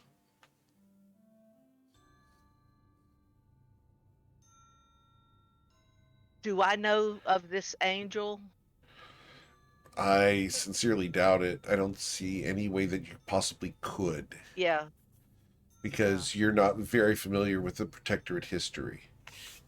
No, I'm not. But would I know anything about that angel? You can roll a history check to recall the information of that angel, because they taught about it in school. I was not paying attention to that lesson. No, you were not. You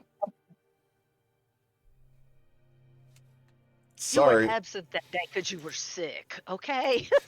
we're Yeah, sick. exactly. Yeah. That's actually more likely. Knowing Islarin, she was legitimately sick and not just skipping school because of any reason, because Islarin doesn't really strike me as the playing hooky type. No. Yeah. I think she and To the Elliot point- from to ET the- would have problems. Good. Yeah, to the point where like her parents wouldn't have even questioned like if she Right. said that she felt sick and needed to stay home, like they would have been like, okay. There would have been a doctor there instantly. Yep. Because your parents are exceedingly trusting of you because you've never violated that trust. Hmm. Except for the one time where you broke into the council chambers to talk about Moglin.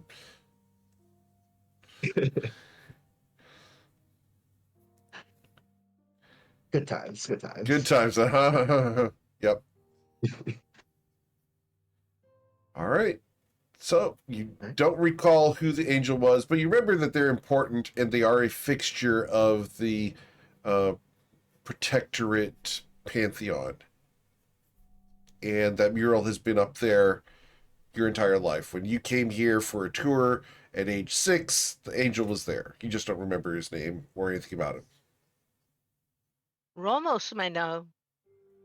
Right. Ramos, do you know who that angel is? Of course, that is Sarquel. And I will put that name in chat for you guys. Yes, please. Of course he Sounds like a knows. drug. Dude comes here like on a regular basis because military. As we interrupt the book sorting and allow for Dude, note you have taking. no idea. So, yes, that is Sarquel, the Archangel of Protection for the Protectorate. Why?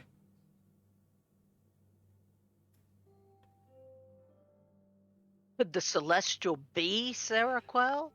The Celestial... What Celestial? There's a celestial near the celestial. roof, near Oh, the ceiling. I wouldn't know. But I would not put it past being reality. Is this the temple as well? He sensed it. That's It was a temple at one point, yes. Well, then that would make sense why the celestial. It was repurposed 1,000 years ago. Once a temple, always a temple, right? Correct. Perhaps.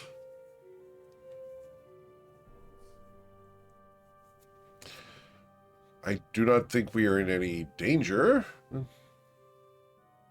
Do you believe we should assault the mural? No. No, just no, no, no, no. We're under protection. I would like to know more about this woman, though, and I wish there was a way we could converse with Sarah Quell. Oh, you had to phrase it like that. Why did you say it like that? Gosh. I mean, because she would have seen, she would have known. Appearing on the mural as Ayla Taylor disappears from in front of you guys. Amazing. Oh boy, she did it. Ayla Taylor, as Ayla disappears from all existence. Her presence is gone. You guys look up at the mural and you see a depiction of Ayla Taylor in full armor and wings painted on the ceiling of the tribunal chamber. Has wings. And how do we get her out of there? Ayla, you are in the presence of Seroquel. You are both floating in space over the council chambers. No one is moving down there.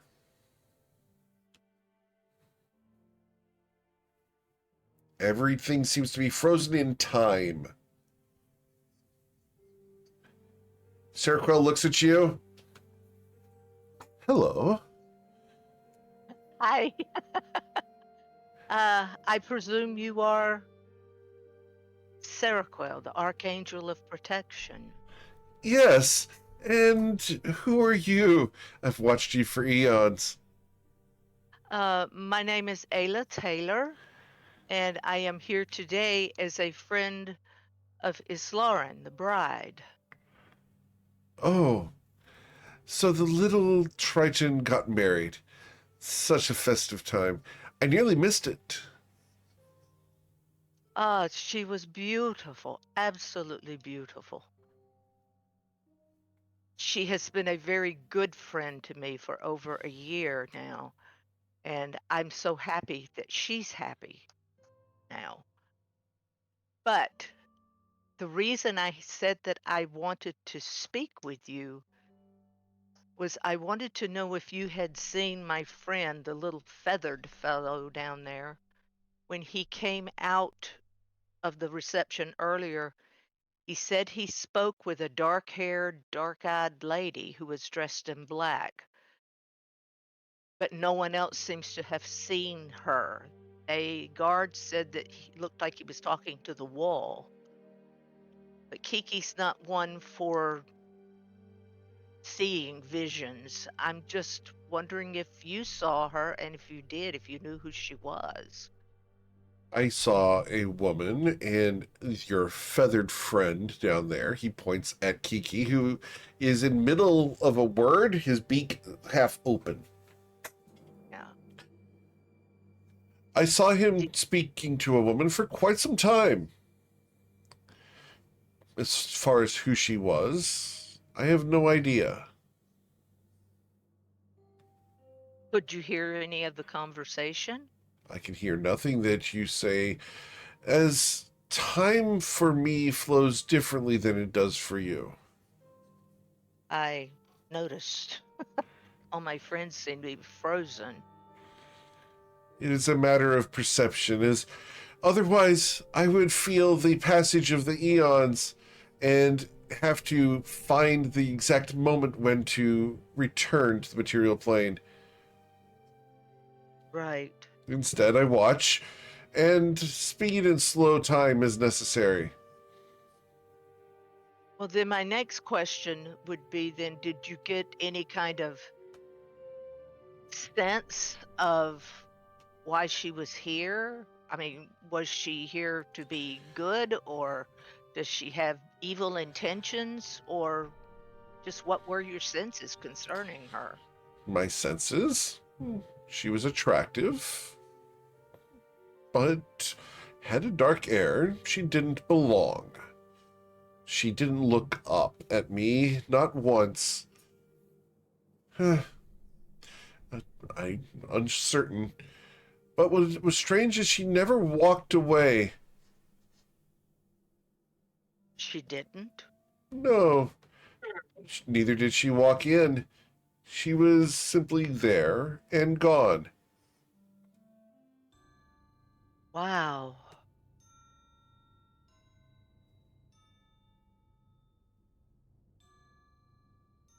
I can't write.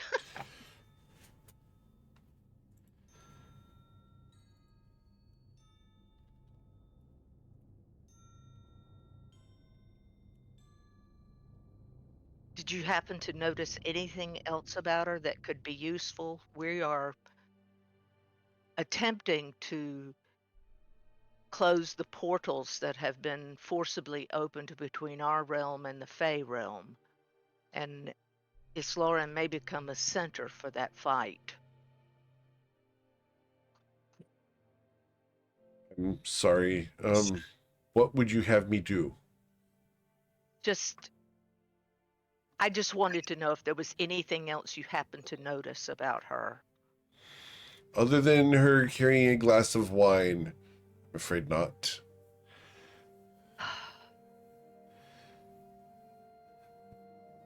Is there anything that I can offer you as thanks for what you have done for us?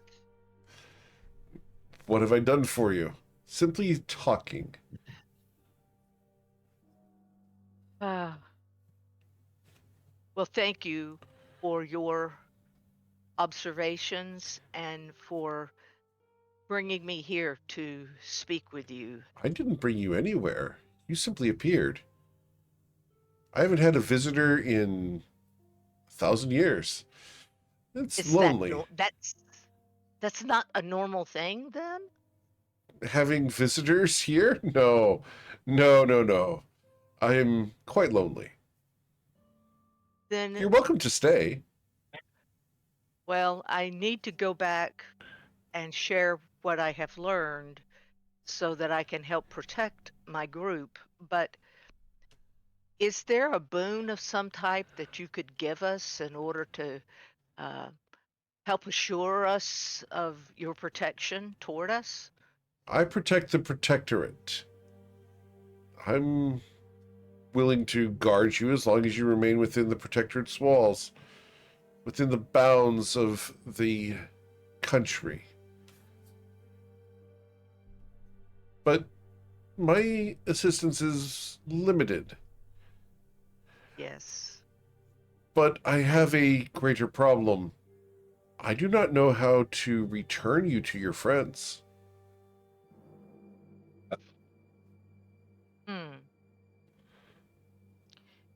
Perhaps if I have perhaps it's based on my desires, because I had a really heartfelt desire to want to converse with you. So maybe it depends on me. Interesting. I've not known someone to have so much faith before. I was brought up to believe in the Celestials. Vulpus Dignus is lucky to have you as a worshipper. Thank you, Sarah Quell. And the Protectorate is lucky to have you. So, what shall we do next? Well, let's see if I can get myself back down there. He looks at you expectantly. I need to share this information with Covet. I know she can do something with it.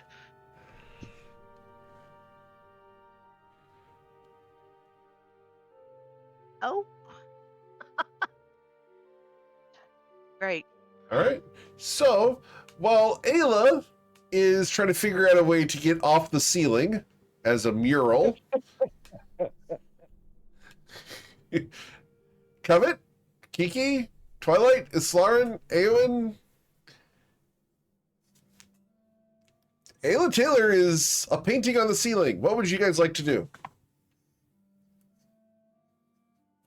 She's a painting on the ceiling. What would you guys like to do? One job on this ship. Can we destroy it? Will that help? No, because if we do that, we destroy Ayla, and I really don't want to piss off a celestial. Like a god kind of situation. Yeah, really don't want to do that.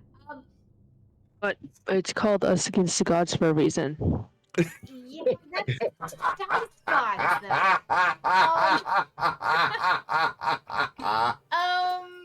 This is a nice god, though, too, because this god does protect the Protectorate.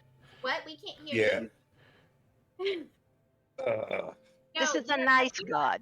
You're a painting. We can't hear you. Can we, it's Lauren. Would you, I mean, should we pray to the celestial to release our friend?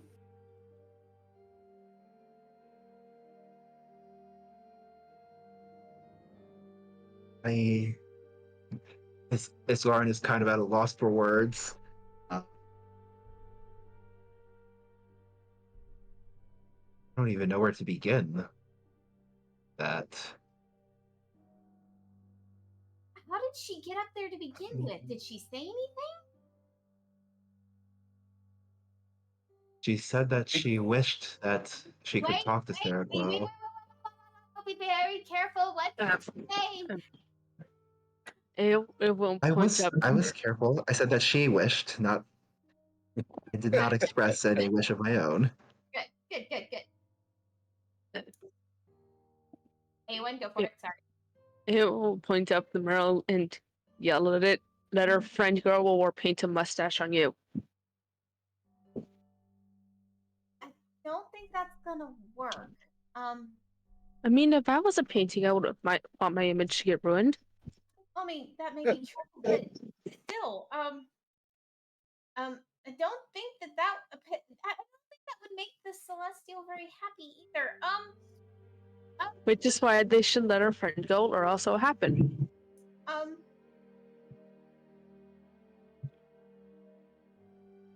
Shayla was back. Okay.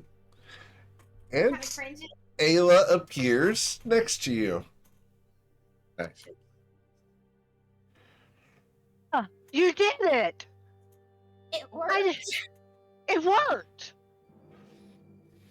Wow. Of course it worked. Of course it worked. Right. Mm-hmm.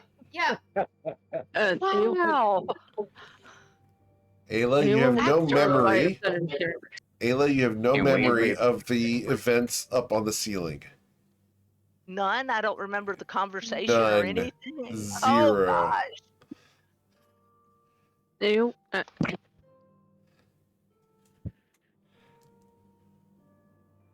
I was on the ceiling. You were on the ceiling. It was very strange. You had wings and everything. You were like a painting. It was really odd. Ah. Arcana wise, would Covet kind of have an idea of what happened or no? You can roll an Arcana check. Gotta roll up. With a 24, there's some Fey shenaniganery going on here. Someone's granting wishes, and you don't know what the downside to your wish was. I think I figured out the downside to my wish.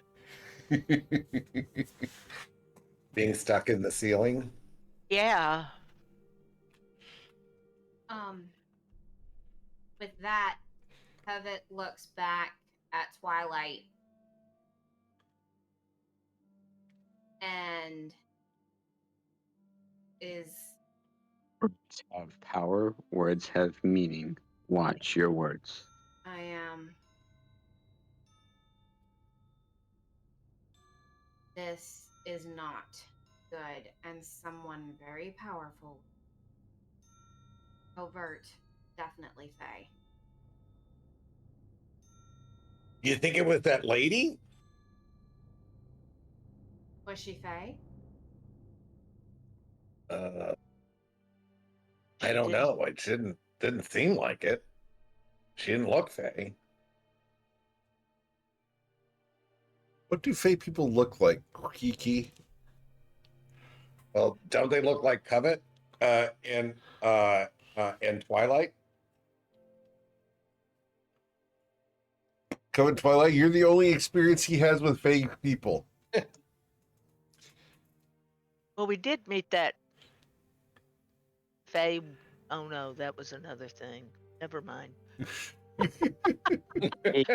That's like saying that you represent your entire species. So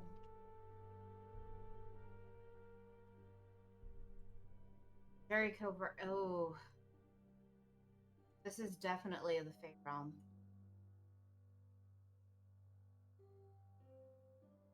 I don't like this. Well, I'm going to be very Me careful neither. about what I say.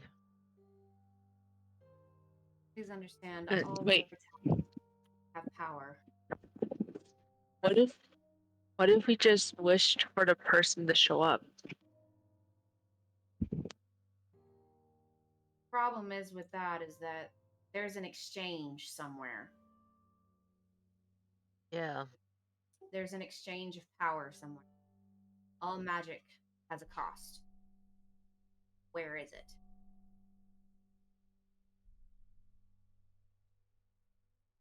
Oh, I do not like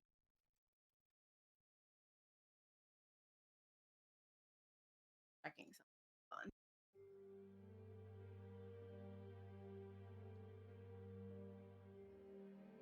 Do I see any writings or that mean runes on the ground or any the A perception check.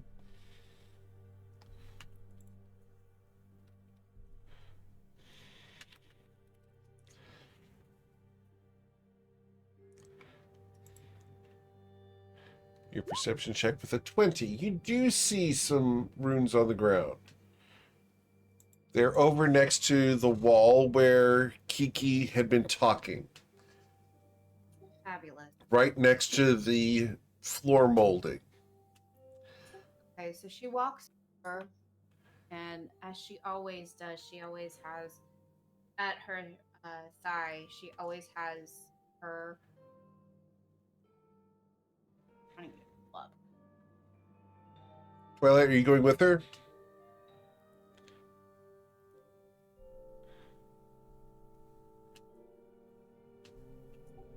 Twilight, Only to keep her out of trouble. Okay, you're going to go stay in your covet. Okay, is anyone else going to go look at the runes?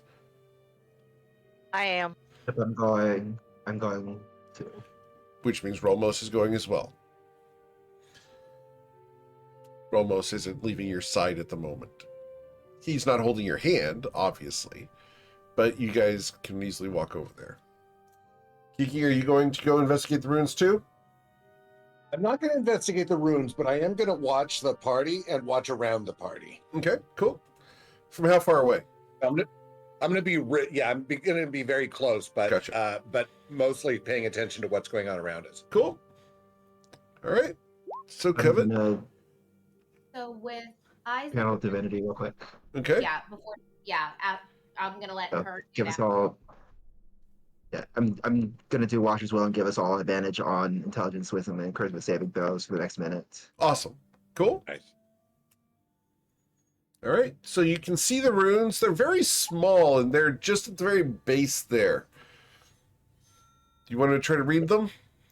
With Eyes of the Runekeeper, she's going to. All right.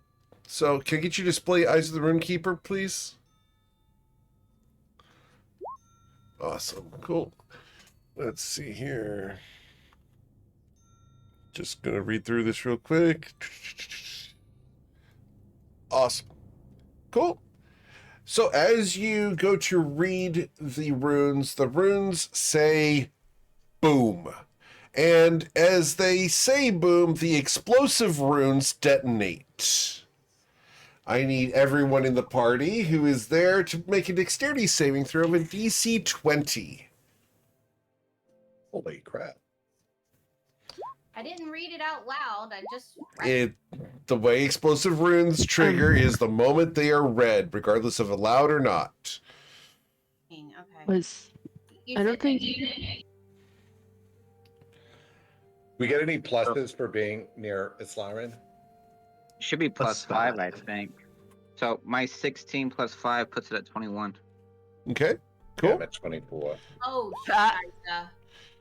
All right. And my 3 plus 5 makes 8.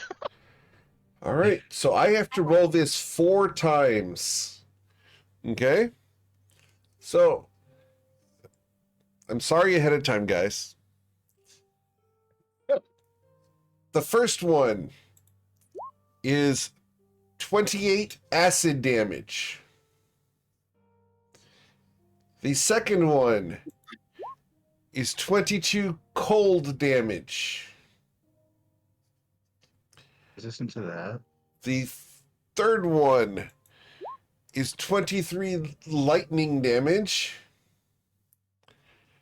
And the fourth one is 20 thunder damage.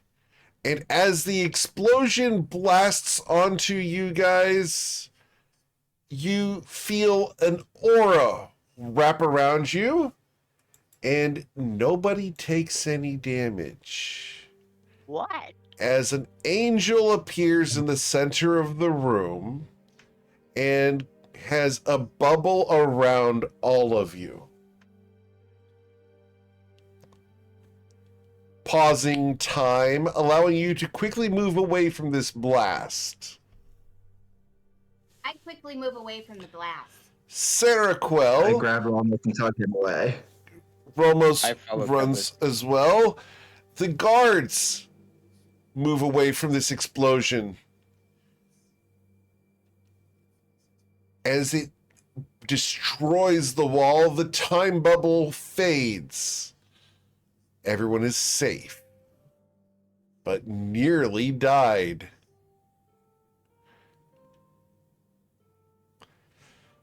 The explosive rune is gone.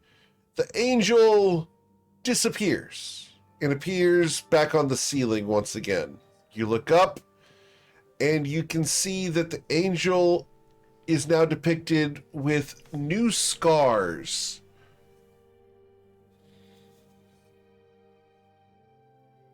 Angels depicted with new scars. One job on this ship. Does that jar anything in my memory? No. I'm sorry, Ayla. Wishes suck. Oh, joke.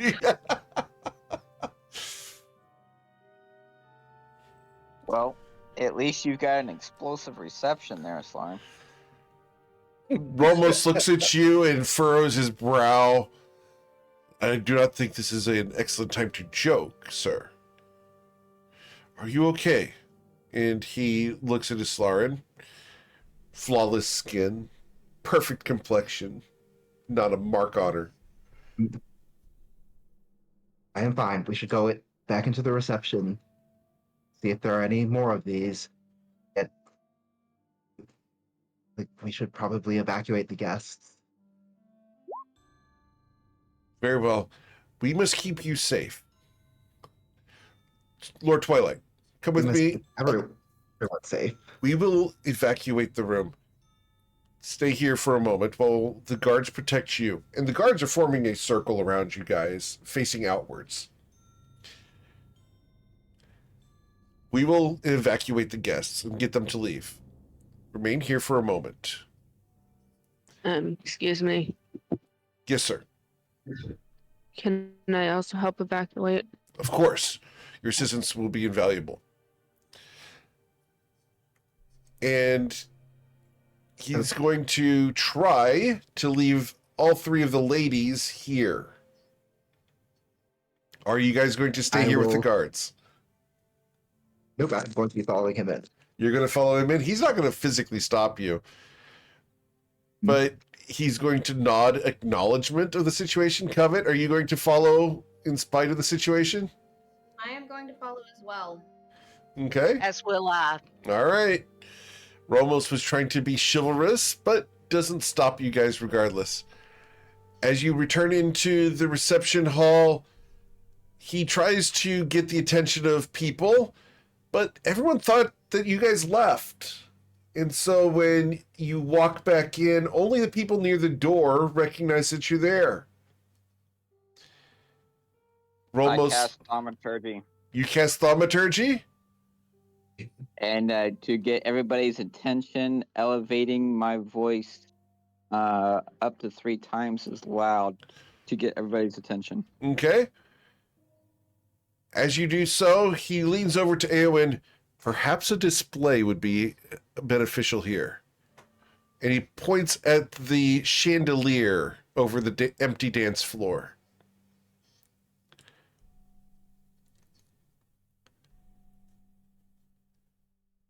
Twilight whispers, he wants you to burn it. Awen? Sorry, what? Sorry, what? Romos is pointing at the Chandelier. Romos is pointing at the chandelier over the empty dance floor Oh. and asking for a distraction. Oh, okay. Let me see if I have it. Wait.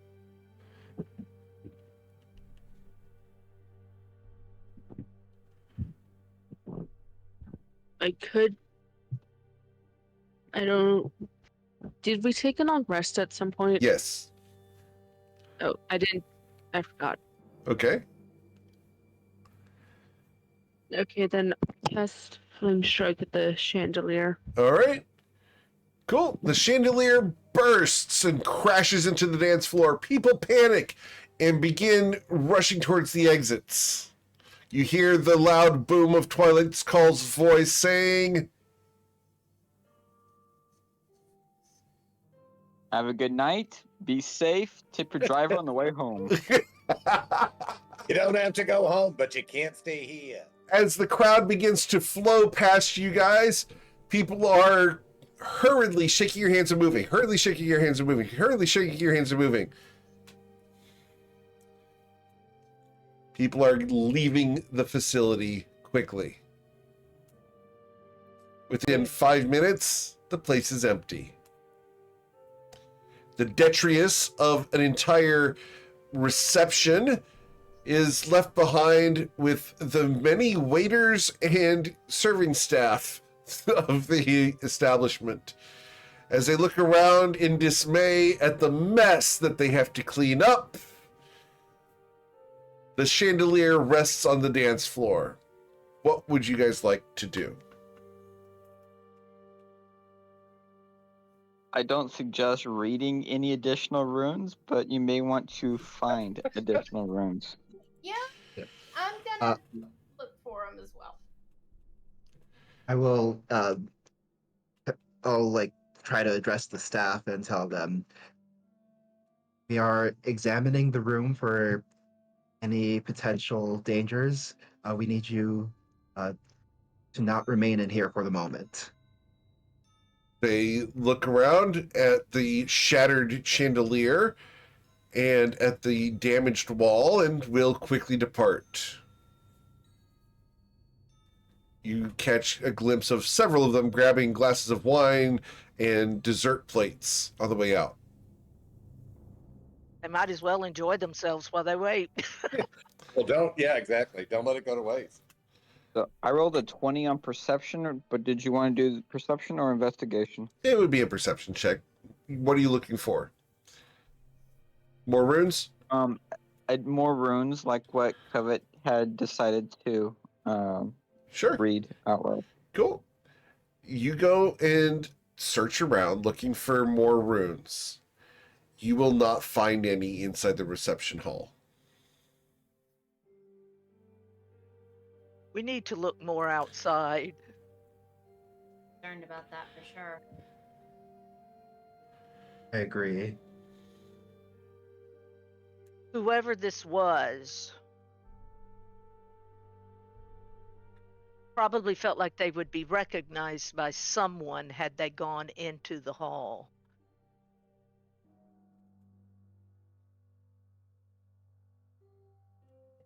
So Probably. we continue to look in the main area.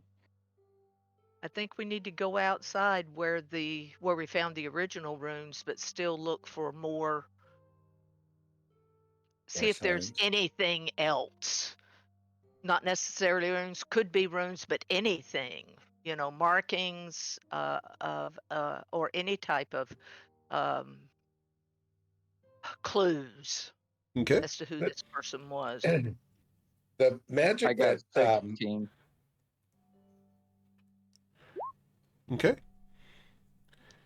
So you guys go out into the main hall. The guards are looking at all the debris and talking amongst each other as they realize they've just survived a bomb blast with no damage to themselves or their wards, being you guys. The building is damaged, but nobody's injured.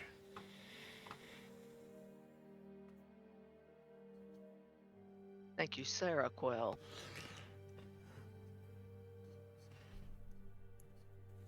You look for runes, you won't find any more runes. The magic that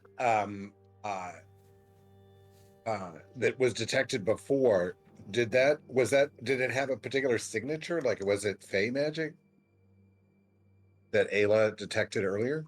You'd have to ask Ayla about that. And she didn't focus on it trying to investigate that. So I'm going to say that she doesn't know. No, I don't know. Yeah. All I could tell was that it was faded magic. Yep. With the runes that I had read for the explosion, would I have been able to tell if they were Fey? Ooh, that's an interesting one. Let's see. What would we roll for this? This would be a history check, please. You're shooting for a 12. Okay, with the 17, the runes were in a script familiar to the Shintara Grove.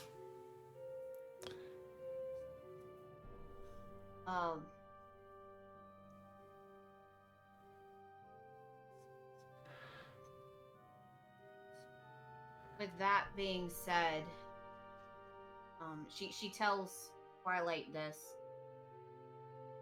and very hushed and says, "Could it be? We think it might be."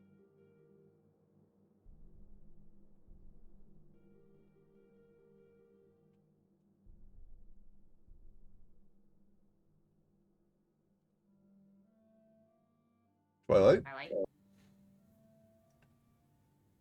Oh, there he is. I will actually listen to see if I hear any whispers in the area.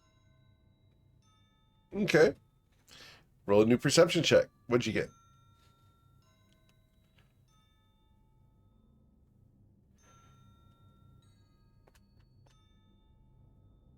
A 17.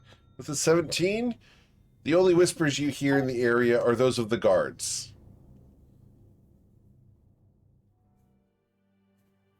Okay, we don't find any more runes. Do we find anything else?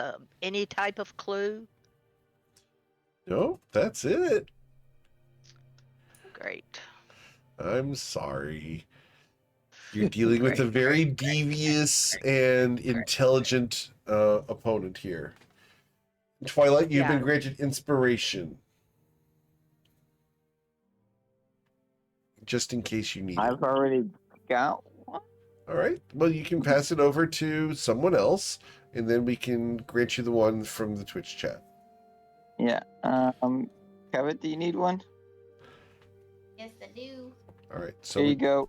So we pass Twilight's inspiration to Covet, and then grant him from S6RRO. So Saro?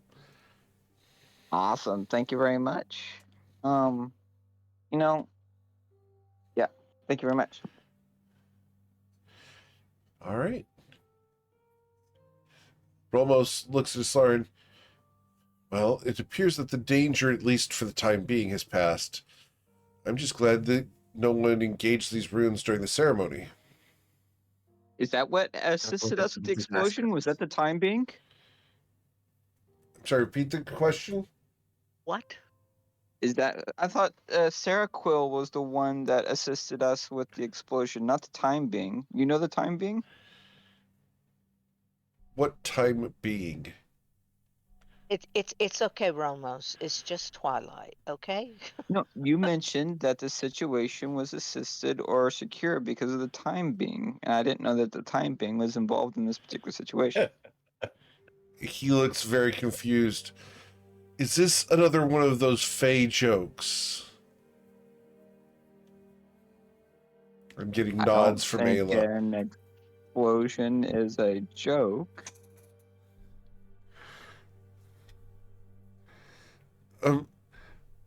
But perhaps we should retreat. Yes, we should deliver a report to the tribunal as soon as possible. I'm certain that the guards will be able to provide them with information. Would you care to talk to them ourselves, or should we simply alert the guards? We should talk to them ourselves so that we may properly contextualize this with. I mean, certainly. Very well. Let's go and interrupt the And tribunal. They were in Yep. the chambers for the reception. I'm assuming that they have gone to their various homes. Who would you like to go visit?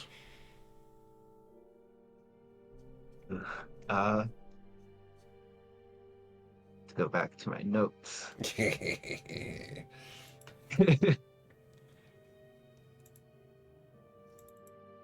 There's Ralnor, there's, tell me if I'm mispronouncing this, Shalkera? Mhm. And then there is... You have Ralnor, Shalhira, and Kilam. Yeah.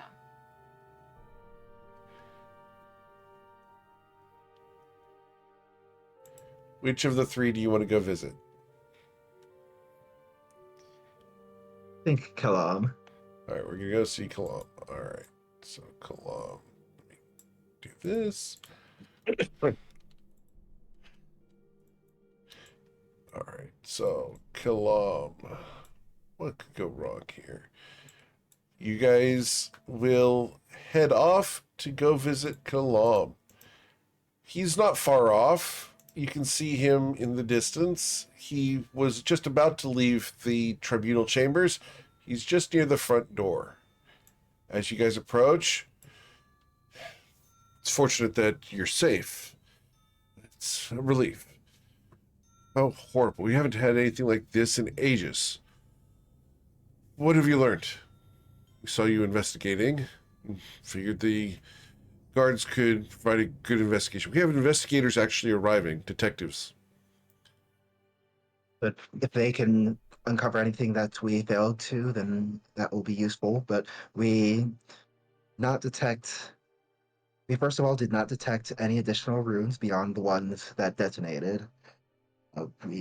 But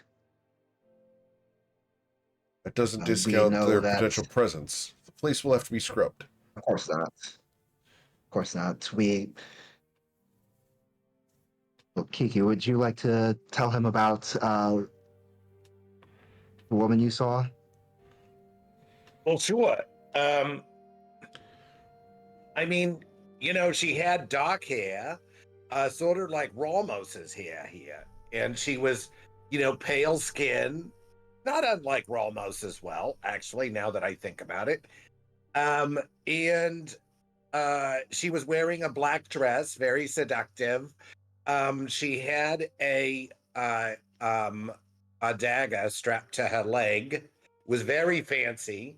It was kind of, I think, civil handled, and had some jewels in it. She was carrying a glass of red wine, which she offered to me, but I said no, thank you. And none of the gods could see her, which I thought was very strange. And then when I walked away from her, I was heading back inside, and then I don't know what happened, but all of a sudden I was back at my table. Magic afoot, no doubt. And you said that she was in the immediate vicinity of where we found the runes, right? Oh, she was standing that wall. She was leaning against that wall, drinking the glass of wine.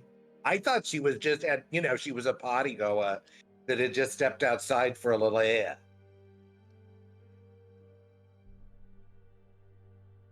Now, where we are concerned, and the reason that I insisted on reporting immediately and in person is because we are aware of the threats that various Fey portals that have been opening pose.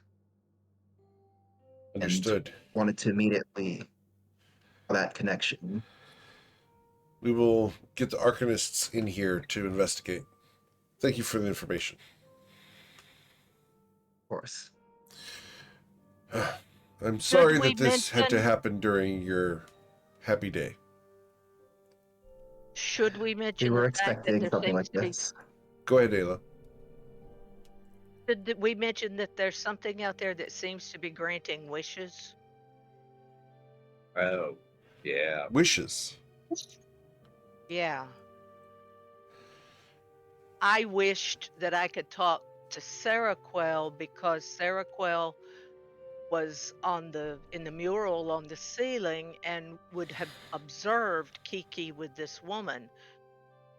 They tell me that I disappeared and reappeared in the mural up above with Sarah Quell. And then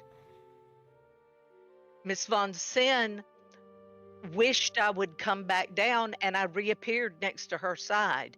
I have no clue what happened when I was on the ceiling, but it seems that wishes are being granted out there. So everyone needs to be very careful about what they say. Indeed. Anytime that the Fae are involved, and he looks a little bit dubious at Covet Twilight, one should be very cautious with their words. Covet looks at Twilight and raises an eye. I'm not the one that decided that they wanted to make a request.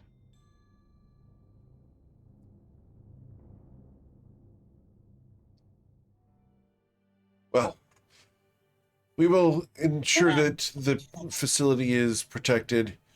I ask that you be very cautious going forward. I do hope that you and your bride have a wonderful wedding night, despite or in spite of the situation. You look beautiful, Lady Shonazath.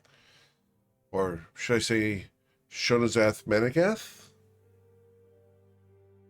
Will you be taking his name? That is. I will be maintaining my own name.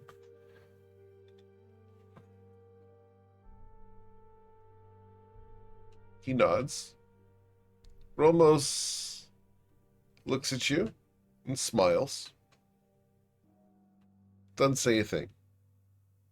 Yep. I give him the that's okay with you, right? Smile but in the sense that like if it's not okay with you, then well it's too late to do anything about that now. You can see that there's at least a slight hint of disappointment there that you're not willing to take his name at all. He would probably be okay with your passive insight, probably be okay with hyphenation. He'd be more okay with you taking his name, but he's not going to make it an issue. So it's up to you. But you can see that there's at least a little hint behind the eyes there of, oh well,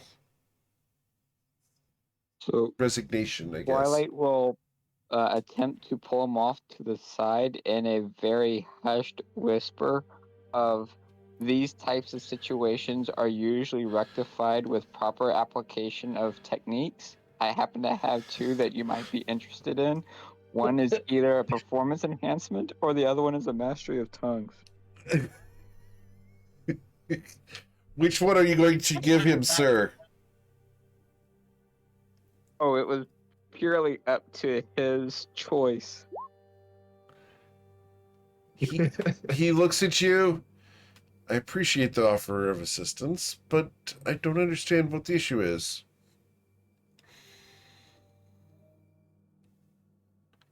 Consider this a chance to rise to the occasion to demonstrate your prowess. I don't think you'll have a Well, problem with that. very well. Did you have any specific tips, sir?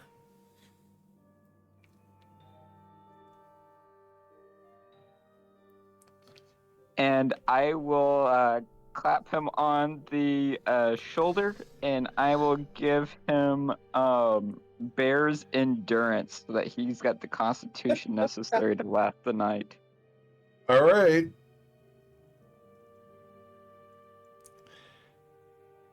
He's going to reach for your hand, Islarin.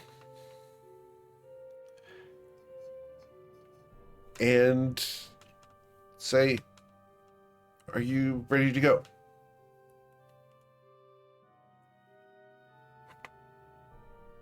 Let's, at the very least, we should do something about the chandelier, right? The chandelier will be taken care of.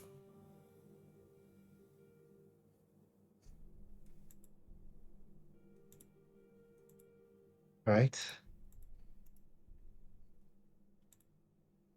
I'll turn back to Kalam and say, whenever you ask that I report to you, I will. And if there is anything that we can be in any way that we can be of assistance in this investigation or otherwise, please let us know. I will do so. Thank you. Have a good night. And he's going to head off to the guards.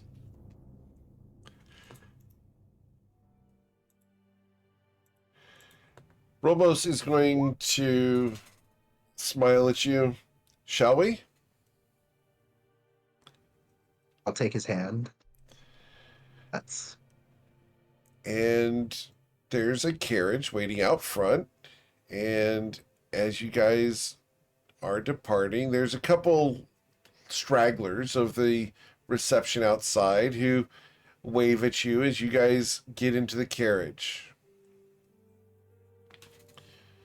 Covet, Eowyn, Kiki, Twilight, and Ayla, the 5 of you are left behind as Islarin and Romos get into the carriage and drive away.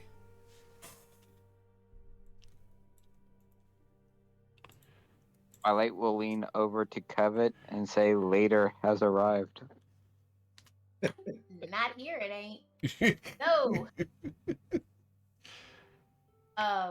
Twilight, you know of a couple rooms that could be later. Maybe with appropriate convincing. Nope, I am not. That's not going to happen. Not going to get arrested.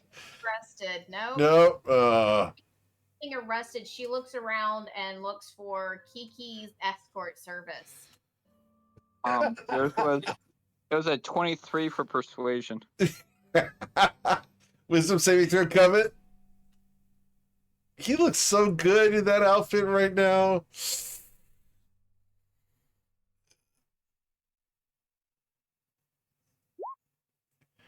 Covet, it's that smoldering look.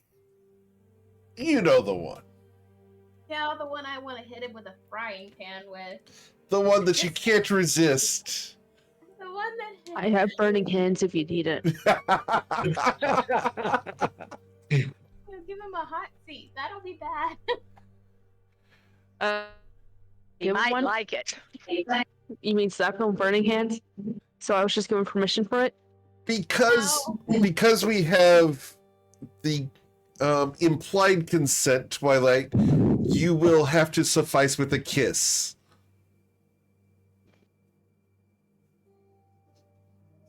Of course. Will that do, Covet? Give him a kiss.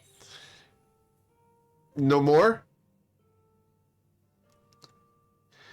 I tell him, wait till we get to a place that's safe. Okay. Not arrested. We're the protectorate. I really don't want to get arrested. All right. And we're trying to make allies, not make people more wary of us. Awesome. The prison wasn't that bad. The prison wasn't that bad, Kiki? It wasn't horrible. You like that cell? It wasn't my favorite, but it wasn't, it could have been worse. It was pretty private, right? Yeah. Yeah. Had a closed door, no bars, just, solid. Yeah, could be pretty private. Anyway. I think we need to head back and get a good night's sleep. Awesome. Of us. Cool. So you guys going back to the Shonazeth estate? Yeah. Awesome. Excuse me. Yes. Can I just do one last check around the area? Sure. Roll another perception check. Yeah.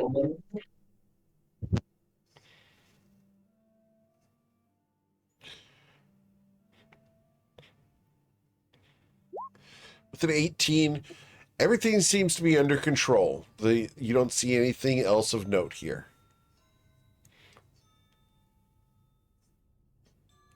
Okay, then yeah, I'm fine with leaving. All right. So the wedding party, you guys, will return to the Shonozath estate. You're able to go to your bedrooms and unwind. Unbutton those tight clothes, relax, and de-people. As one does. One does. However, I knew it. I'm gonna hit you. You're gonna hit me? Yeah, okay, that's fine. However, on the other side of the Night Spire, where the carriage is taking Rolmos and Islaren somewhere. Islaren, you never asked where you were going.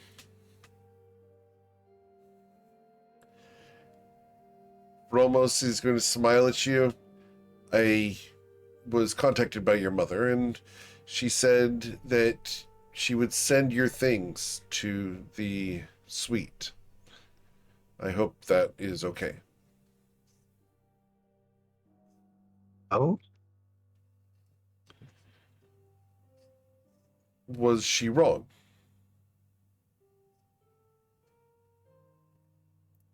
no, I simply had not considered it. As you can tell, this has all been kind of everything happening at once. I So there understand. have been a great many things that I have not thought about before I was told or asked. Your mother is quite the prepared individual. Absolutely, she is. Hmm. If there is a detail that she misses, then it is because the detail was not worth noticing. I have found no flaws in her attention to detail, which is probably why you are so perfect.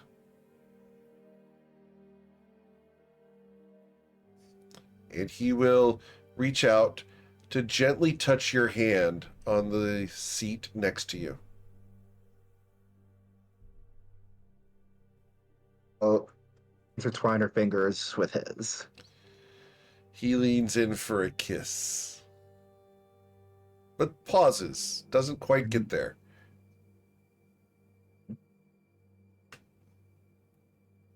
She will close the distance.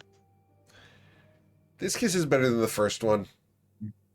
He's learning to be responsive to your touch.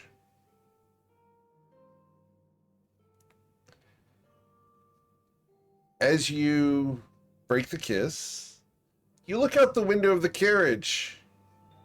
You're pulling up to the nicest hotel in the entire protectorate.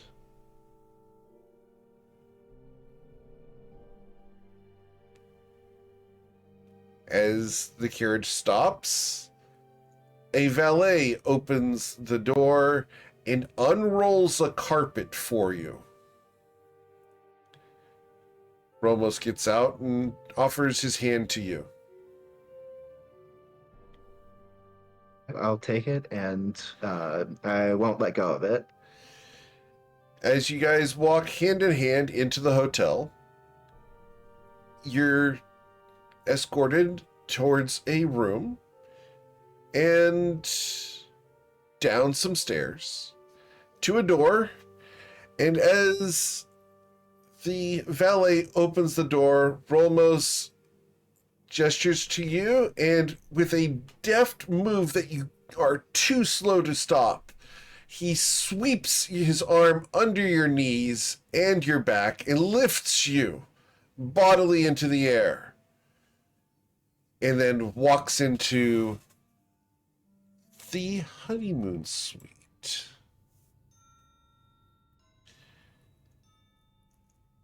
You are underwater, able to look out at the fish in the sea. It is opulent and plush. After crossing the threshold, he kicks the door closed, still holding you, and smiles, and will let you back down onto your feet. Tradition. He smiles and blushes a little bit. Wasn't certain if I could actually do that.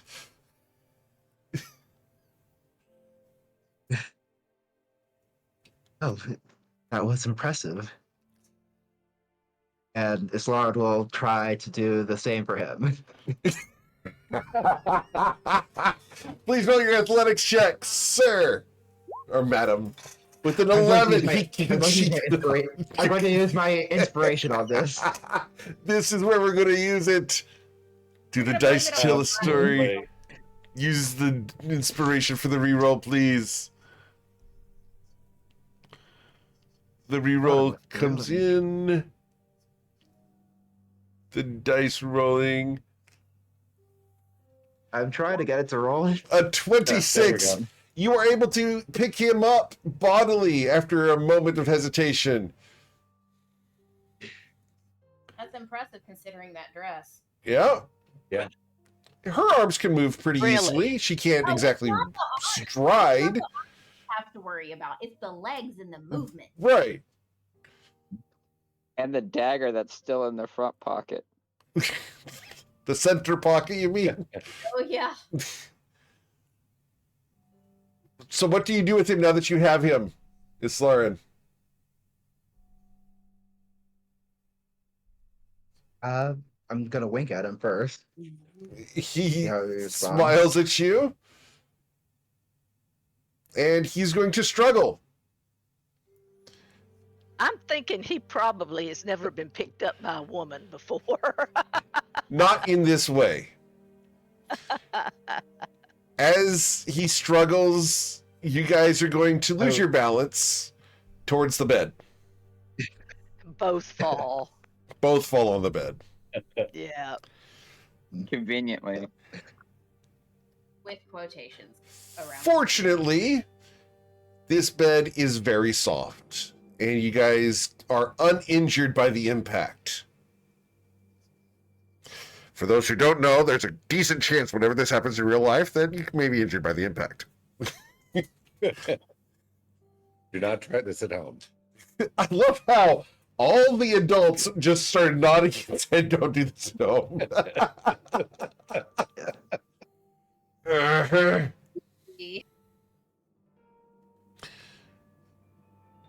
This is a risky maneuver, just saying. Anyway, as you guys fall onto the bed, Islaren, he looks at your eyes, he cups your jaw, and leans in a little bit again. He wants another kiss. Will you give it to him? Definitely. And are we headed to Fade to Black territory? That's up to Islaren.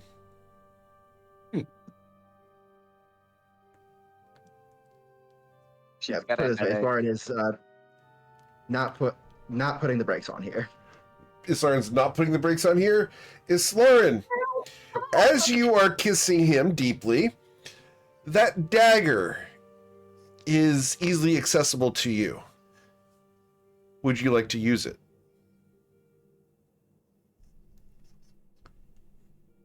Or are you going to throw it to the No. side? I'm gonna toss it away, just get it out of the way. Okay, it impacts the wall. Twang! And that is where we're going to fade to black. And we'll come back next week for the next episode of Us Against the Gods.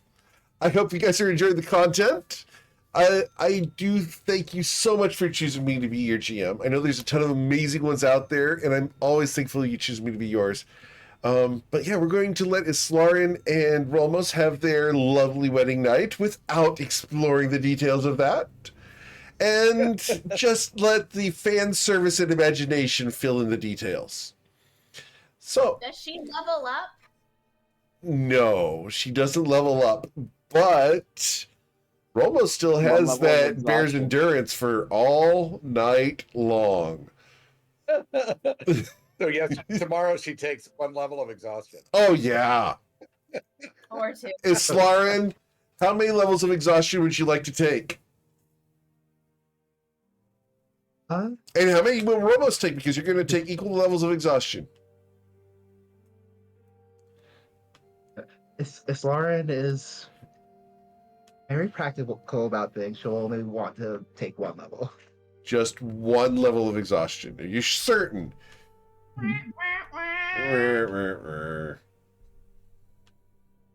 am It 100% was a rather certain. long night. Okay.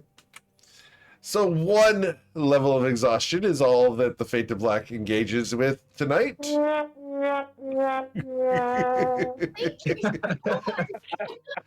And we'll come back next week.